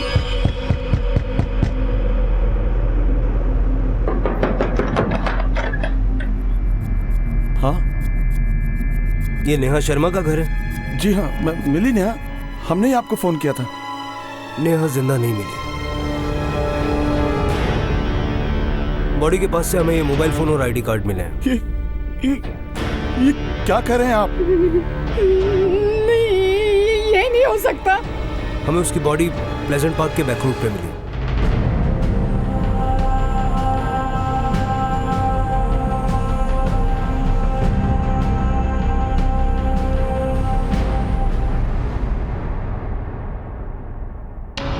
सर, ये रही पोस्टमार्टम रिपोर्ट। सर, खूनी ने नेहा को बहुत बेरहमी से मारा था और मरने से पहले नेहा ने बहुत स्ट्रगल भी किया था सर, और उसकी उंगली भी उसी के बाद काटी गई थी। एक बात तो साफ है शिरके, ये किलर कोई प्रोफेशनल नहीं है, वरना अपने विक्टिम को मारने में इतनी स्ट्रगल क्यों करते? सर, मरने के बाद नेहा की उंगली को काटना बड़ा अजीब सा। I mean, अगर कोई नेहा को लूटने के लिहाज से मारेगा तो उसके गले में पड़ी सोने की चेन को क्यों छोड़ जाता? और मरने के बाद उसी उंगली को काटा गया सर, जैसे उंगली में शादी या एंगेजमेंट की रिंग पहनी जाती है। तुम्हारा मतलब है कि मर्डर में लव अफेयर का एंगल है? यस सर, आई थिंक कि ये पर्सनल अटैक भी हो सकता है। नेहा के सास ससुर है, भेजो उनको अंदर। हर रोज की तरह वो बातें करते करते वापस आ रही थी और अचानक चिल्लाने की आवाज आने लगी। नेहा, क्या हुआ बेटा? नेहा के पति, I mean, आपका बेटा कहाँ? वो यहाँ वहाँ पड़ा रहता है वो साहब। अब ये भी बेल पे छूटा। बेल पे? क्यों? क्या किया उसने? इंसान की आदत और उसकी किस्मत दोनों उसकी फितरत से जुड़ी होती, और इसी में हमारा बेटा सबसे पीछे था। नेहा जब हमें मिली तो हमें लगा उसे शादी करके हमारा बेटा सुधर जाएगा। इतने दिन हो गए, काम छोड़ दिया क्या? अब क्या धूप में पसीना सुखाने के लिए जाऊं? दुनिया समझदार हो गई है और आज की डेट में कोई भी इंश्योरेंस नहीं खरीदता है। सुरेश, बेचने वाले तो इंश्योरेंस क्या मिट्टी भी तक बेच देते हैं। घर में पैसे नहीं है, तुम कब समझोगे अपनी जिम्मेदारियां? अगर मुझसे जरूरतें पूरी नहीं हो पा रही हैं तुम लोगों की तो खुद से कर लो। सुरेश, सुरेश तो अपना खून होकर भी अपना नहीं रहा, और नेहा तो बहू के रूप में हमारे लिए बेटी समान थी। वो तो हमारे लिए सूरज तक के नहीं सुनती थी। मरने के बाद ये पैसा कहाँ लेकर जाओगे? क्या करोगे? कुछ भी करूंगा, पर तुझे नहीं दूंगा, और तेरी अय्याशी के लिए सालों से किया हुआ एफडी नहीं तुड़वाऊंगा मैं। और मुझे सब पता है, तू कोई बिजनेस नहीं करने वाला है। अरे तो मत कर, मरने के बाद हाथ भी नहीं लगाना ऐसे पैसे से, थूकने तक नहीं आऊंगा मैं। अरे दूसरों के बाप पता नहीं क्या क्या करते हैं अपने बच्चों के लिए, थोड़े से पैसे नहीं दे सकते? एक फूटी कौड़ी नहीं दूंगा तुझे। दिन रात निकम्मों की तरह घर में पड़ा रहता है और मेरी जिंदगी भर की कमाई को उड़ाना चाहता। अरे वो तो दूसरे माँ बाप की तरह होते ना, तो तेरे ऐसे निकम्मे और मनहूस को घर में रखना मुश्किल था। मनहूस हूँ मैं? मनहूस हूँ? सटिया गया है? सुरेश, सोचना भी मत, जिन्होंने तुम्हें जिंदगी दी है उनके ऊपर हाथ उठाओगे तुम? और ये सब करके मुझे मजबूर मत करना कि मैं पुलिस को बुला लाऊं। उम्मीद तो यही थी कि वक्त के साथ साथ वो बदल जाएगा, संभल जाएगा, अपनी जिद छोड़ देगा। पर कुछ काम ऐसे होते कि वक्त के साथ भरते नहीं है। अरे कहाँ लेके जा रही है? इंस्पेक्टर साहब, अरे क्या किया इसने? अंकल, आपका बेटा एक नंबर का फ्रॉड है। नकली नामों पर इंश्योरेंस कराता है ये। अब तक अपनी कंपनी को लाखों का चूना लगाया इसने। ले चलो जाए। अरे साहब सुनो, मेरी बात तो लीजिए। सुनिए तो सही। इंस्पेक्टर साहब, मेरा बेटा। इस वक्त ये सुरेश कहाँ होगा? उसका एक दोस्त प्रॉपर्टी डीलर है, अक्सर वो उसकी ऑफिस में पड़ा रहता है।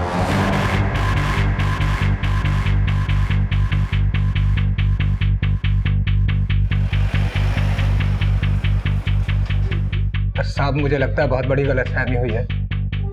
मैंने तो सारे गलत काम छोड़ दिए हैं सब। सुरेश, तेरे सारे काले चिट्ठे हैं हमारे पास। चल मुद्दे पे आता। नेहा को क्यों मारा? मैंने नहीं हराया नेहा को साहब। अच्छा खासा बुढ़े बुढ़िया को वो संभाल रही थी और मैं उसको क्यों मारूंगा भला? तू उससे नफरत करता था, इसलिए तूने उसे मारा। सुना तेरे बहुत झगड़े होते थे उसके साथ। अब अगर आपको मेरे पे भरोसा नहीं है तो आप विक्रम से पूछ लो जाकर। मैं उस दिन विक्रम के साथ उसके बेटे की बर्थडे पार्टी में था, पनवेल में। बेटा हम तो पनवेल जाएंगे ही, लेकिन अगर तू या तेरा phone out of coverage area हुआ ना, फिर हम तुझे स्विच ऑफ कर देंगे, याद रखना। नेहा जहाँ काम करती है उस ऑफिस का पता चला? हाँ सर, ये पास ही में हाईवे जाने वाले रास्ते के बीच में। नेहा के बारे में सुनकर बहुत अजीब लग रहा है सर। बहुत स्वीट थी, हमेशा अपने काम पर ध्यान रखती थी। It's okay but it's not that nice. Ma'am ये सारे कलर ऑप्शंस हैं, आपको जो भी अच्छा लगे you can choose. Excuse me ma'am, may I help you? या sure, just give me 1 second.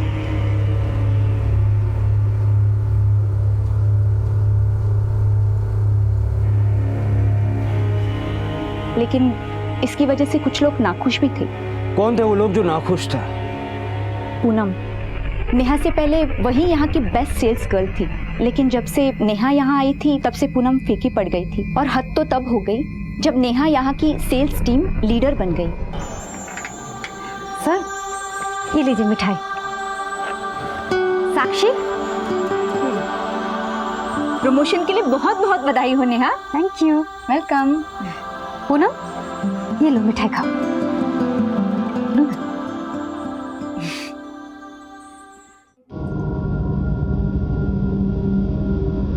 ये पूनम का? ऊपर है सर। पूनम, तुम्हारी बेस्ट फ्रेंड नेहा का मर्डर हुआ है। सुना तुम्हारी बहुत बनती थी उसके साथ। सर मैंने कहा ना कि मैंने कुछ नहीं किया है। मैंने कब कहा कि तुमने कुछ किया है? चलो मैं सीधे सीधे अपने सवाल पूछता हूँ, नेहा के साथ क्या प्रॉब्लम थी तुम्हारी? सर मैं यहाँ बहुत सालों से काम करती हूँ, बट इतनी मेहनत के बाद भी एक नई लड़की आई और 2 महीने में ही मेरी हेड हो गई। सर इस बात का मुझे बहुत बुरा लगा और इसी बात से मैं थोड़ी सी चिड़ी हुई थी। इस चिड़ का अंजाम ये हुआ कि नेहा अब इस दुनिया में नहीं है। नहीं सर, ऐसा कुछ नहीं है, मैंने कुछ नहीं किया है। जिस दिन नेहा के साथ ये सब कुछ हुआ मैं यही थी स्टोर में। मैंने पूरा दिन इन्वेंट्री किया न्यू स्टॉक का। सर, सुरेश के दोस्त विक्रांत से बात हुई। पनवेल में उसके बेटे की बर्थडे पार्टी थी और सुरेश पूरे दिन वहीं पे था। उसने पार्टी के कुछ पिक्चर्स भी मुझे भेजे हैं। शिरके, ये भी तो हो सकता है कि मर्डर करने वाला कोई और है और करवाने वाला कोई और। सुपारी किलिंग? लेकिन सर, खून के तरीके को देखकर तो लगता है कि मर्डर करने वाला कोई नया हो। शिरके, कोई नया हो भी सकता है। वैसे भी कॉन्ट्रैक्ट किलर्स अपने शुरुआती कुछ कामों में कुछ न कुछ गलतियां तो करते ही हैं, इसीलिए हमें वहाँ उल्टियां भी मिली। सर वैसे जेल में सुरेश की काफी क्रिमिनल से दोस्ती हुई थी और मैंने पता किया कि कोई वीरा नाम का कॉन्ट्रैक्ट किलर है जिससे उसकी काफी जमती थी। वीरा?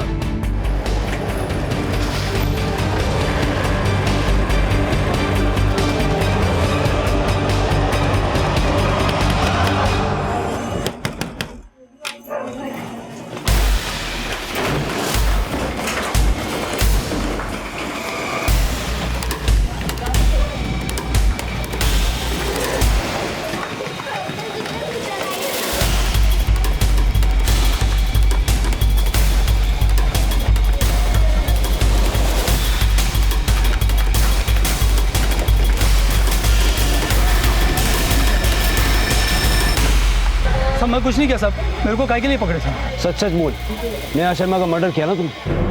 उंगली क्यों काटी उसकी? सुपारी ली थी तूने? सुपारी लिया रहता तो मैं आप लोग के आने का इंतजार थोड़ी करता साहब। सब मैं किसी नेहा को नहीं मारा साहब। तेरे अलावा एरिया में कितने कॉन्ट्रैक्ट किलर्स हैं? सबके नाम चाहिए। सब मजाक कर रहे हो क्या? अगर ऐसा किया तो अब तक की सबसे बड़ी सुपारी मेरे नाम की होगी साहब। ऐसा नहीं किया ना तो सुपारी, कत्था, चूना सब चखा दूंगा, समझा? सब क्या रे? इस लड़की की सुपारी अगर तुम लोगों में से किसी ने भी दी है तो भी बोल दो, वरना तुम लोगों को उल्टा लटकाकर इतना मारूंगा कि देख के लगेगा किसी ने पान खा के थूका है। बोल, बोल, दे डंडा।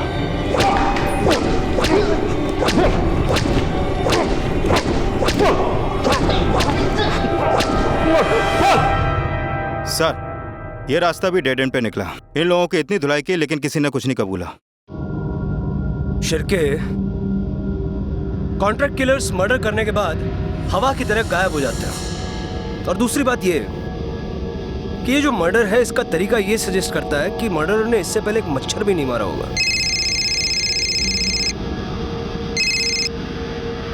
हेलो, सब इंस्पेक्टर शिरके बोल रहा हूँ। Okay, thanks. सर, पूनम के कॉल और लोकेशन डिटेल्स आ चुके हैं। मर्डर के वक्त पूनम का फोन उस दिन उसी एरिया में एक्टिव था जिस एरिया में नेहा का मर्डर हुआ था। इतना सबूत काफी है। उछल तिलक। पूनम, तुमने कहा कि मर्डर वाले रोज तुम स्टोर में थी, फिर तुम्हारा फोन बाहर टहलने कैसे गया? सर, मैं बाहर गई थी लेकिन सिर्फ 30 मिनट के लिए। इतना वक्त तो बहुत होता है किसी को मारने के लिए। उंगली काटने में ज्यादा वक्त लगा होगा, है ना? सर, मेरा यकीन कीजिए, मुझे उस दिन ड्रेस ऑल्टर करके डिलीवर करना था कस्टमर को। मैं वहीं गई थी। उस दिन उसकी बेटी का बर्थडे था, वो बहुत बिजी थी, इसलिए सर मैं वहाँ चली गई। पूनम, अगर तुम्हारी ये बात झूठ निकली ना तो इसका अंजाम वो होगा जो तुम सोच भी नहीं सकती। हमने अक्सर ये सुना है और पढ़ा भी है कि हत्या की पुष्टि करने के लिए कॉन्ट्रैक्ट किलर्स मृतक के शरीर का कोई हिस्सा काट लेते हैं। लेकिन पुलिस ने जिन जिन संभावित कॉन्ट्रैक्ट किलर से पूछताछ की, उन्होंने नेहा की हत्या में अपना हाथ होने की बात से साफ इनकार किया। तो फिर कातिल ने नेहा की उंगली क्यों काटी? हत्या का कारण लूटपाट भी नहीं था, तो क्या यह कातिल की पुलिस को गुमराह करने की चाल थी? और इसी बीच कुछ ऐसा हुआ जो कि पुलिस की मुश्किलों को और बढ़ाने वाला था। पूनम और सुरेश दोनों के पास नेहा को मारने का मोटिव है, लेकिन मुझे सुरेश का मोटिव ज्यादा स्ट्रांग नजर आता है। सर, एक मिनट। क्या?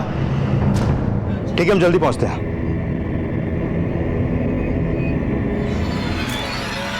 किसने फोन किया था? सर, ये दोनों यहाँ से गुजर रहे थे जब इन्होंने बॉडी देखी। साहब, हम नेहा भाभी को तो पहले से जानते ही थे और आसपास में ही रहते हैं। नेहा? शिरके, इसका नाम भी नेहा है। इसके बाएं हाथ की उंगली भी कटी हुई है। It's not a coincidence. Body को पोस्टमार्टम के लिए भेजो और एरिया का चप्पा चप्पा छान मारो। ये केस अब और भी उलझ चुका है।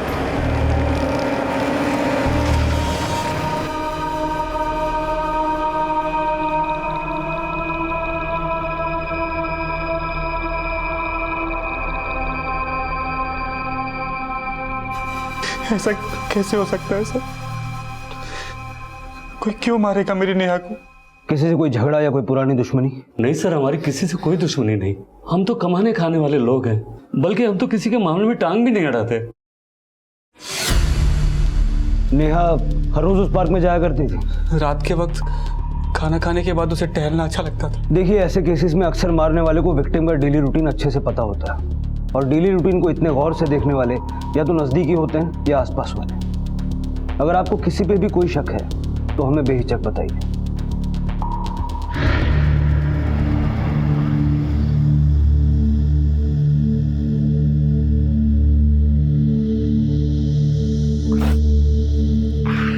शिरके, 2 मर्डर्स, 2 नेहा शर्मा, दोनों को मारने का स्टाइल सेम, दोनों की वही उंगली काटी। अगर ये कोई साइको किलर है तो क्या इसे नेहा शर्मा नाम से नफरत है?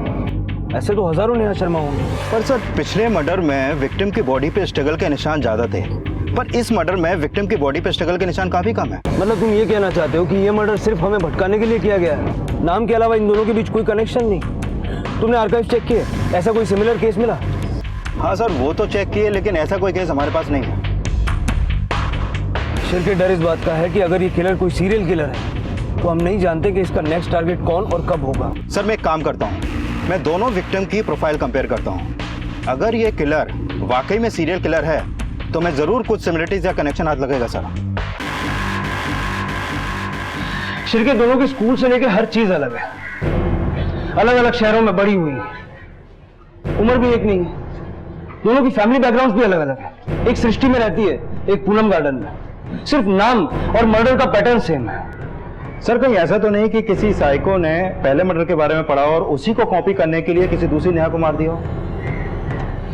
शिरके, जब तक हमें अपनी इस दूसरी विक्टिम के बारे में और इंफॉर्मेशन नहीं मिल जाती, तब तक किसी भी कंक्लूजन पे पहुंचना बहुत मुश्किल होगा। एक काम करो, इसकी नौकरानी को बुलाओ। अक्सर घर वाले जो बात छुपाते हैं वो उनके घर में काम करने वालों को पता होती है। साहब, ये सब उनके घर का मामला है, मैं क्या बोलूं? ये मामला किसी के घर का नहीं, मर्डर का है, इसलिए जो जानती हो सब बताओ, ज्यादा सोचने की जरूरत नहीं है। साहब, वो नेहा मैडम का उनकी देवरानी के साथ जमता नहीं था।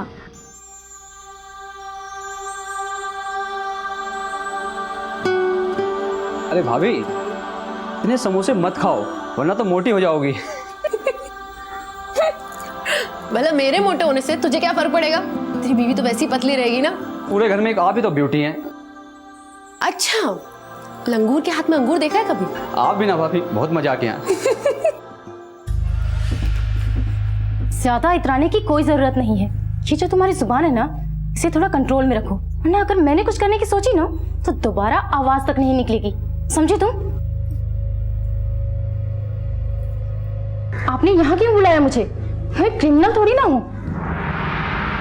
क्राइम करने से पहले हर क्रिमिनल एक आम आदमी होता है स्वाति, जैसे तुम। और यही पता लगाना हमारा काम है ना कि किसने क्राइम किया है और किसने नहीं। वैसे नेहा के मरने का ज्यादा दुख नहीं हुआ होगा तुम्हें? सुना है 36 का आंकड़ा था उसके साथ। इसकी वजह भी वही थी, उसे अपने काम से मतलब होता ही नहीं था। सामने कुछ और बोलती थी, पीठ पीछे करती कुछ और ही थी। आप मेरे जेठ से बात कीजिए ना, वो बताएंगे आपको सब। वैसे नेहा के बारे में बहुत सारी बातें वो नहीं जानते। नेहा बहुत सारी बातें उनसे छुपाती थी, बोलती थी कि मंदिर जा रही हूँ, हर जाती कहीं और ही थी वो। ना ना नहीं सर, ऐसा कुछ भी नहीं है। स्वाति को जरूर कुछ गलत फहमी हुई है सर। नेहा मुझसे बहुत प्यार करती थी, वो मुझसे कभी कुछ नहीं छुपाती थी। इनफैक्ट हम दोनों एक दूसरे से बहुत प्यार करते थे सर।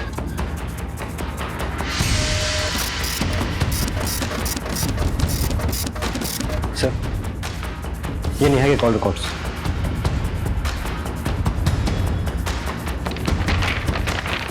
सर, नेहा के रेगुलर लोकेशन डिटेल्स के मुताबिक वो शांतिनगर जाया करती थी। शांतिनगर? Yes sir.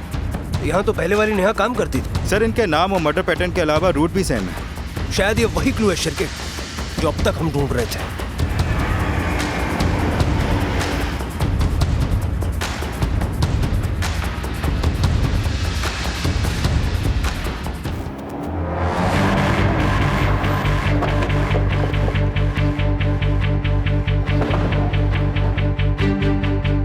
शिरके,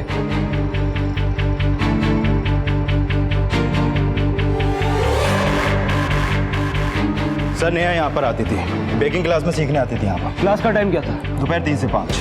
इसी वक्त तो पहली नेहा स्टोर से अपने घर जाती थी। शिरके, इस दूसरी नेहा ने ये बेकिंग क्लास वाली बात अपने फैमिली से छुपाई क्यों होगी?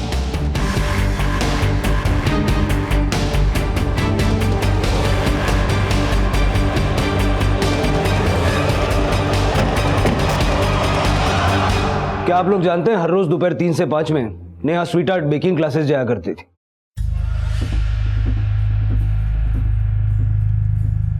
मुझे मीठा खाना बहुत पसंद है। मेरा बर्थडे आने वाला है। ये क्लास उसने हो सकता है मुझे सरप्राइज देने के लिए ज्वाइन किया होगा। शिरके, एक ही एरिया में इन दोनों का होना एक बहुत बड़ा क्लू है। ये वेस्ट नहीं होना चाहिए। एक काम करो, इस एरिया का सारा सीसीटीवी फुटेज स्कैन करो। ये काम समंदर में से मोती ढूंढने जैसा है, लेकिन हमें करना होगा। सर, 2 अलग अलग परिस्थितियों में 2 अलग अलग हत्याएं, लेकिन इन दोनों ही हत्याओं में समानता थी, न सिर्फ नाम की बल्कि हत्या के तरीके की भी। लेकिन पुलिस को पूरा यकीन था कि इन दोनों नेहा शर्मा के हत्यारे अलग अलग थे। अगर पुलिस का अनुमान सही था तो दूसरी नेहा शर्मा का हत्यारा बेहद शातिर था, जिसने पहली हत्या के तरीके को हूबहू उतारा था, ताकि पुलिस का सारा ध्यान और शक किसी सीरियल किलर की तरफ चला जाए। भले इन दोनों नेहाओं में कोई सीधा संबंध ना हो, लेकिन कहीं ना कहीं इन दोनों के दुर्भाग्य एक दूसरे से जुड़े हुए थे। सर मैंने उस एरिया के सारे सीसीटीवी फुटेज मंगवाए हैं, ये देखिए सर।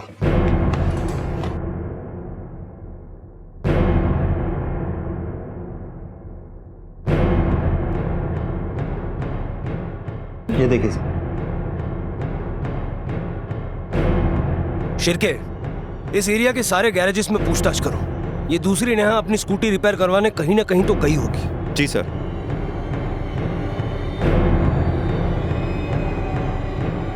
सर उस दिन नेहा यहाँ पर आई थी, उसकी स्कूटी का स्पार्क प्लग खराब हो गया। शिरके, ये सब सिर्फ एक कोइंसिडेंस नहीं है, जरूर कुछ कनेक्शन है जो मिसिंग है। एक काम करते हैं, इस मिसिंग कड़ी की तलाश बेकिंग क्लास से करते हैं।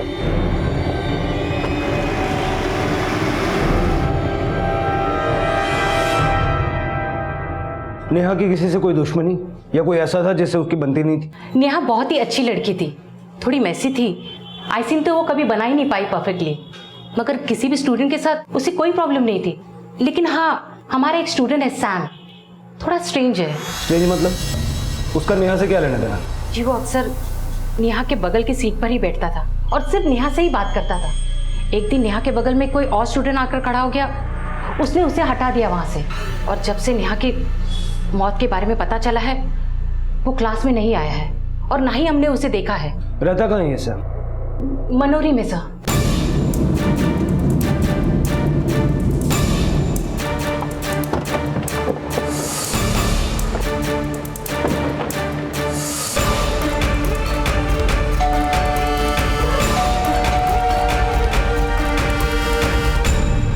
सैम घर पे है?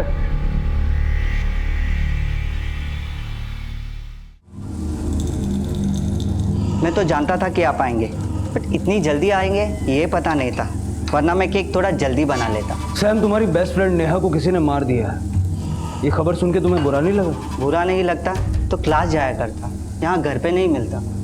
नेहा तुम्हारी बेस्ट फ्रेंड थी ना, उसके अलावा तुम किसी से बात नहीं करते थे? केक से ज़्यादा स्वीट थी वो सिर्फ मुझसे बात करती थी, बाकी सबकी तरह इग्नोर नहीं करती थी। सैम प्लीज मेरी मदद करो ना, तुम्हें तो अच्छे से आता है, देखो ना मुझसे तो हो ही नहीं रहा।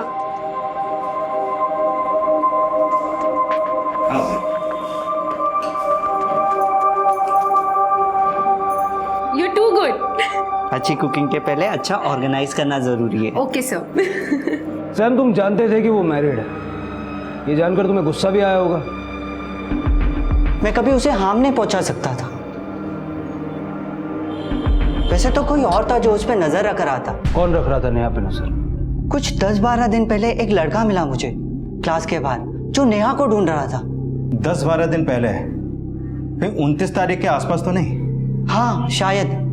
सर 29 तारीख को ही पहले नेहा का मर्डर हुआ था। सैम, और क्या जानते हो उस लड़के के बारे में? बस मैं क्लास के अंदर जा रहा था और वो बाहर खड़ा था, और इतने में ही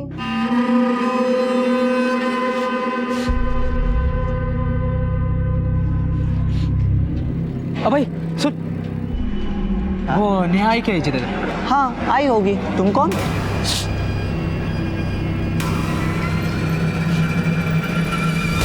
शिरके, बुद्धि थोड़ी मंद है इस लड़के की। सर मुझे तो ये लड़का ही अजीब लगा, तो मुझे तो पूरा डाउट है कि कहीं इसे नहीं तो नेहा को नहीं मारा। नहीं शिरके, मुझे नहीं लगता इसने कुछ किया होगा। हाँ, थोड़े रंग ढंग अजीब है इसके, तो मर्डर वगैरह इसके बस की बात नहीं।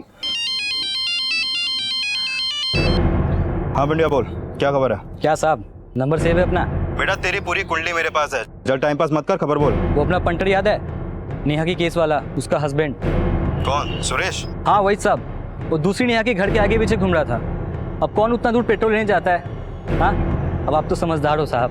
अच्छा साहब, एक और बात बोलना था, जिस पार्क में दूसरी नेहा की बॉडी मिली थी ना साहब, उधर ही सुरेश नौकरी लेने को ट्राई कर रहा था। चल ठीक है सर, पंड्या का फोन था, सुरेश दूसरी वाली नेहा के घर के आसपास दिखा है, और नेहा की लाश जिस पार्क में मिली थी वो वहीं पे जॉब के लिए ट्राई कर रहा था। शिरके, एक काम करो, इस सुरेश को 3-4 चक्कर थाने के कटवाओ, थाने में भी करने के लिए बहुत काम।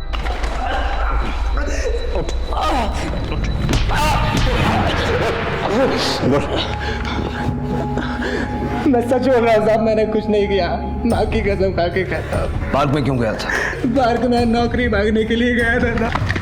ज्यादा घुमा मत, वरना इतना मारूंगा कि नौकरी क्या पानी भी नहीं मांग पाएगा। मैं सच बोल रहा हूँ साहब, मैं उस दिन बहुत जगह नौकरी मांगने के लिए गया था। जेल जा चुका हूँ तो मुझे कोई नौकरी देने को तैयार नहीं है, तो सोचा मौज में नहीं कर लूँ। आपको भरोसा नहीं है तो आप जहाँ जहाँ मैं गया था वहाँ जाकर पूछताछ कर सकते हैं।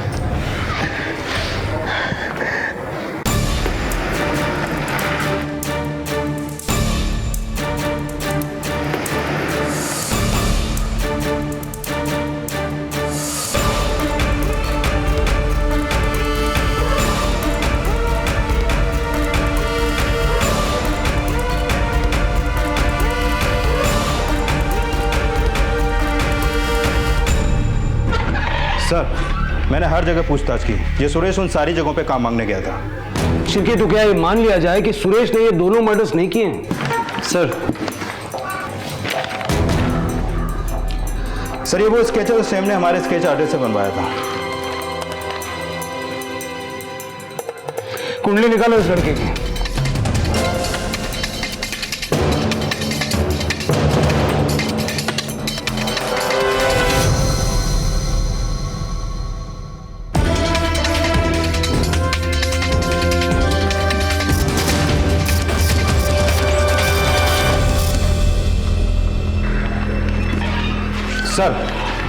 सर बेलेपाले पुलिस स्टेशन में मेरी बात सब इंस्पेक्टर निनाद कामत से हुई है। ये स्केच उनकी फाइल में दर्ज एक मिसिंग कंप्लेंट से मैच हुई है। और सर इस लड़के का नाम रघु है और इसकी कंप्लेंट इसकी मां ने ही लिखवाई थी। इस रघु का एड्रेस है? क्या सर? चलो।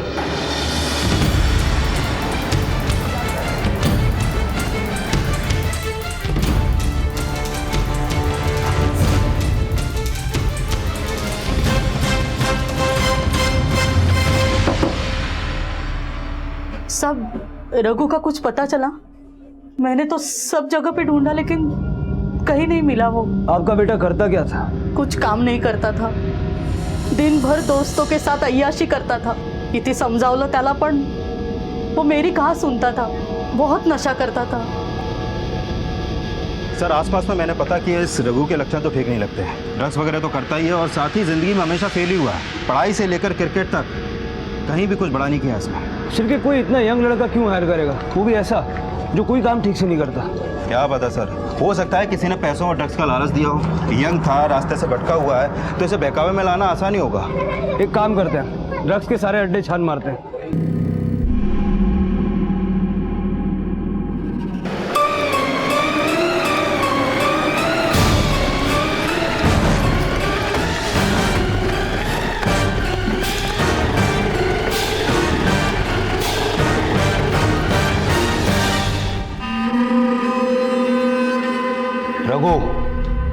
रघु, शिरके इसकी हालत बहुत खराब है, लगता है विड्रॉल सिम्टम्स है। पहले इसके मेडिकल ट्रीटमेंट का इंतजाम करो, उसके बाद आगे बात की जाएगी। सर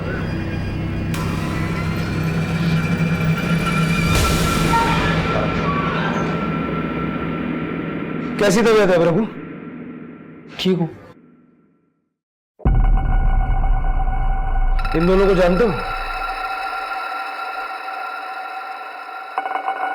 इसे तुमने मारा और इसको भी तुमने मारा? नहीं साहब, इसे मैंने नहीं मारा। फिर इसे किसने मारा? साहब वो मेरा मामा आया था।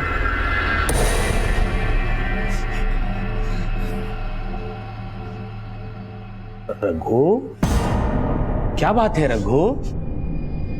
पैसे चाहिए? हाँ, पैसे जल्दी। पैसे तो नहीं है अभी मेरे पास। पैसे नहीं है। पैसे? अरे छोड़ ना। आ सकते हैं, बहुत सारे पैसे आ सकते हैं, इतने पैसे कि फिर कोई कमी नहीं होगी। काम बताओ, काम बताओ। करेगा? पक्का करेगा? तो सुन,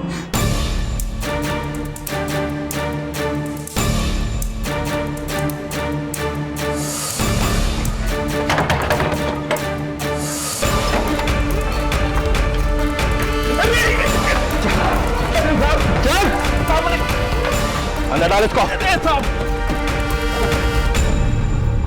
मैं तो टैक्सी ड्राइवर हूँ साहब, पिछले 4 साल से सेठ की गाड़ी नहीं चला रहा। तेरी पूरी कहानी सुनने में मुझे कोई इंटरेस्ट नहीं है, सीधा क्लाइमैक्स पे आ। चल नाम बता।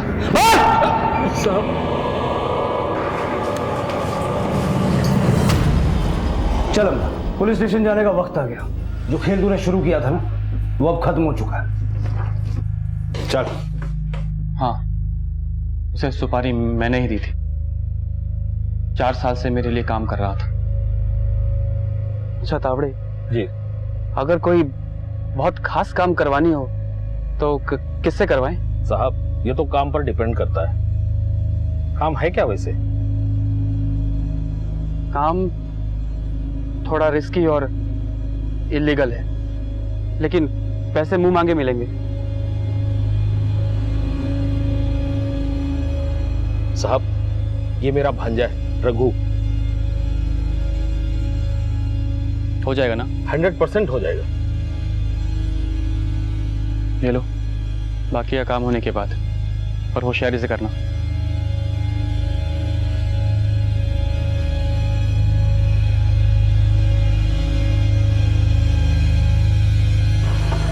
देखो, वही लड़की है। अच्छे से देख ले इसको, और कुछ भी गड़बड़ मत करना, समझे?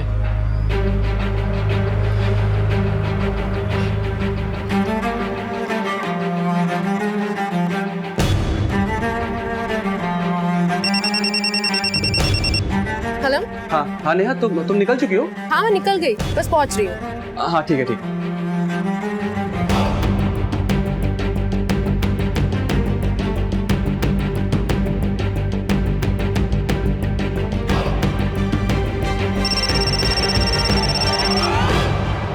हेलो रघु। हाँ सुन, वो निकल चुकी है। कोई गड़बड़ नहीं होनी चाहिए, समझा? अब सुन, मैं सीधा 1 हफ्ते के बाद उससे मिलूंगा बाकी के पैसों के साथ। मैंने बहुत बड़ी गलती की जो उस लड़के पर भरोसा किया। जिस इंसान को अपने खुद के चलने का होश नहीं हो, वो इतना बड़ा काम कैसे कर सकता था? और फिर सब गड़बड़ हो गया। तूने रघु को शांति नगर के बाद वाले सिग्नल पे वेट करने के लिए बोला था, पर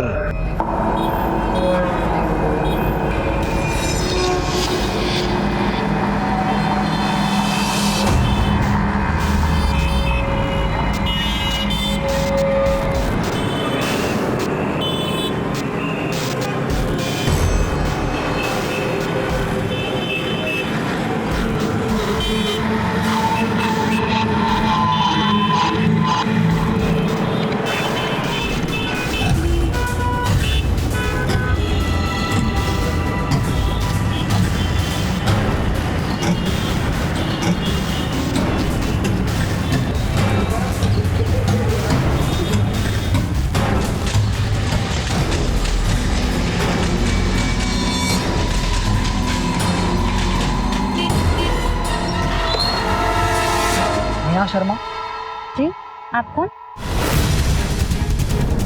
उंगली का काटना काम होने का एक सबूत था जो रघु तेरे लिए लाया। पहला मर्डर तो तूने रघु से करवाया, लेकिन दूसरे मर्डर के लिए तो किसी कॉन्ट्रैक्ट किलर को सुपारी दी होगी ना तूने। चल नाम बता। उसने जो गलती की वो मुझ पर बहुत भारी पड़ा, इसलिए मैंने सोचा कि अब मैं किसी और पर भरोसा नहीं कर सकता।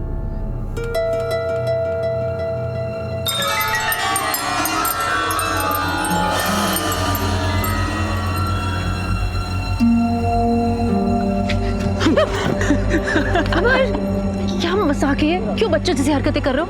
अरे तो आओ ना, बड़ों की तरह करते हैं। अमर, आओ तो, अरे अरे कहाँ लेके जा रहे हो? आओ तो देखो तो कितनी अच्छी जगह है, देखो ना। हाँ हाँ हाँ, आओ ना मेरे पास। अमर, अब तक हमारी ये तो समझ में आ गया कि तूने ये सब किया कैसे, लेकिन एक बात तूने अब तक नहीं बताई। क्यों? क्या बिगाड़ा था उसने तेरा? बिगाड़ा? पूरी पूरी पूरी जिंदगी खराब कर दी उसने मेरी। मजाक बना दिया सबके सामने। मतलब? मैं हकलाता हूँ, कभी कभी हो जाता है हकलाना।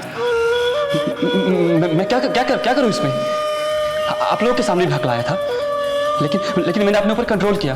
अरे पहले तो मैं इतना हकलाता था कि मैं कभी किसी से बात नहीं कर पाता ठीक से, लेकिन जब से नेहा जिंदगी में आई थी मैंने पूरी कोशिश की कि मेरा यह हकलाना ठीक हो जाए। मैं जोर जोर से अखबार पढ़ता था, गाने गाता था रात रात भर, चुप चुप कर। ताकि मेरी ये आदत ठीक हो जाए, हकलाना बंद हो जाए। लेकिन सब बर्बाद कर दिया उसने, सिर्फ एक हंसी के कारण सब बर्बाद कर दिया उसने।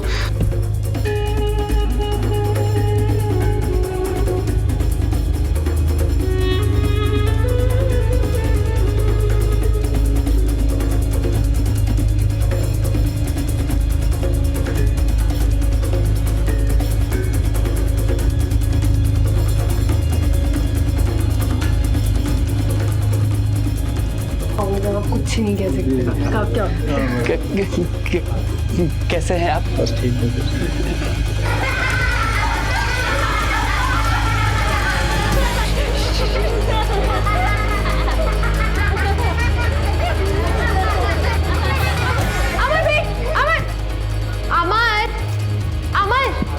अमर सुनो, अमर आई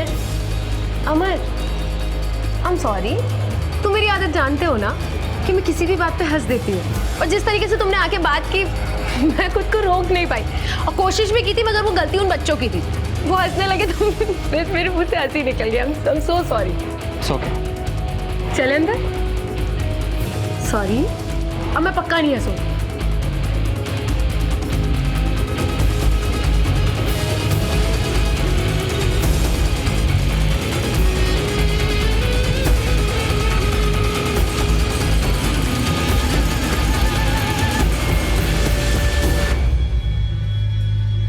इतनी खूबसूरत थी वो, हमेशा खुश रहती थी, हमेशा हंसते रहती थी, लेकिन उस दिन के बाद से उसकी हंसी मुझे चुभने लगी थी। इतनी सी वजह के लिए तूने अपनी बीवी को मार डाला? तेरी वजह से आज 2 लोग इस दुनिया में नहीं है, और वो 17 साल का लड़का मर्डरर बन चुका है।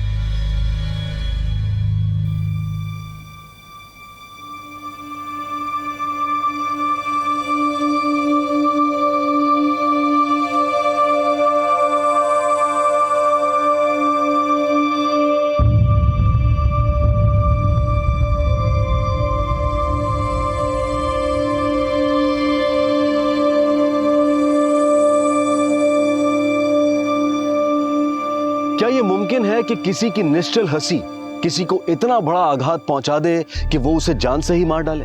नहीं, बल्कि सच तो ये है कि अमर हीन भावना से ग्रसित था, और इस पर काबू पाने की बजाय वो धीरे धीरे इस भावना का गुलाम बनता जा रहा था। बदले की आग में ना सिर्फ उसने अपनी पत्नी का कत्ल किया, बल्कि उसका शिकार वो मासूम नेहा भी बनी, जो अगर जिंदा रहती तो अपने सास ससुर का सहारा बनी रहती और उन्हें एक बेहतर जिंदगी दे पाती। ये आज हम कैसे समाज की तरफ बढ़ रहे हैं, जहां इंसान इतना असहनशील हो गया है कि किसी की जान की कीमत हमारे झूठे अभिमान के सामने कुछ भी नहीं है। जरूरत है हमें अपनी मानसिकता को बदलने की, भूलने और माफ कर देने की क्षमता को बढ़ावा देने की। इसी विचार के साथ मैं अनूप सोनी अब आपसे विदा लेता हूं। फिर मुलाकात होगी अगले एपिसोड में एक और चौंका देने वाले केस के साथ। तब तक अपना और अपने परिवार का ख्याल रखें और देखते रहें क्राइम पेट्रोल डायल 100। सबक एक को सीख हम सबको। जय हिंद। क्राइम पेट्रोल्स के और भी दिलचस्प कहानी देखने के लिए हमारे चैनल को सब्सक्राइब करें और बेल आइकॉन दबाना न भूलें।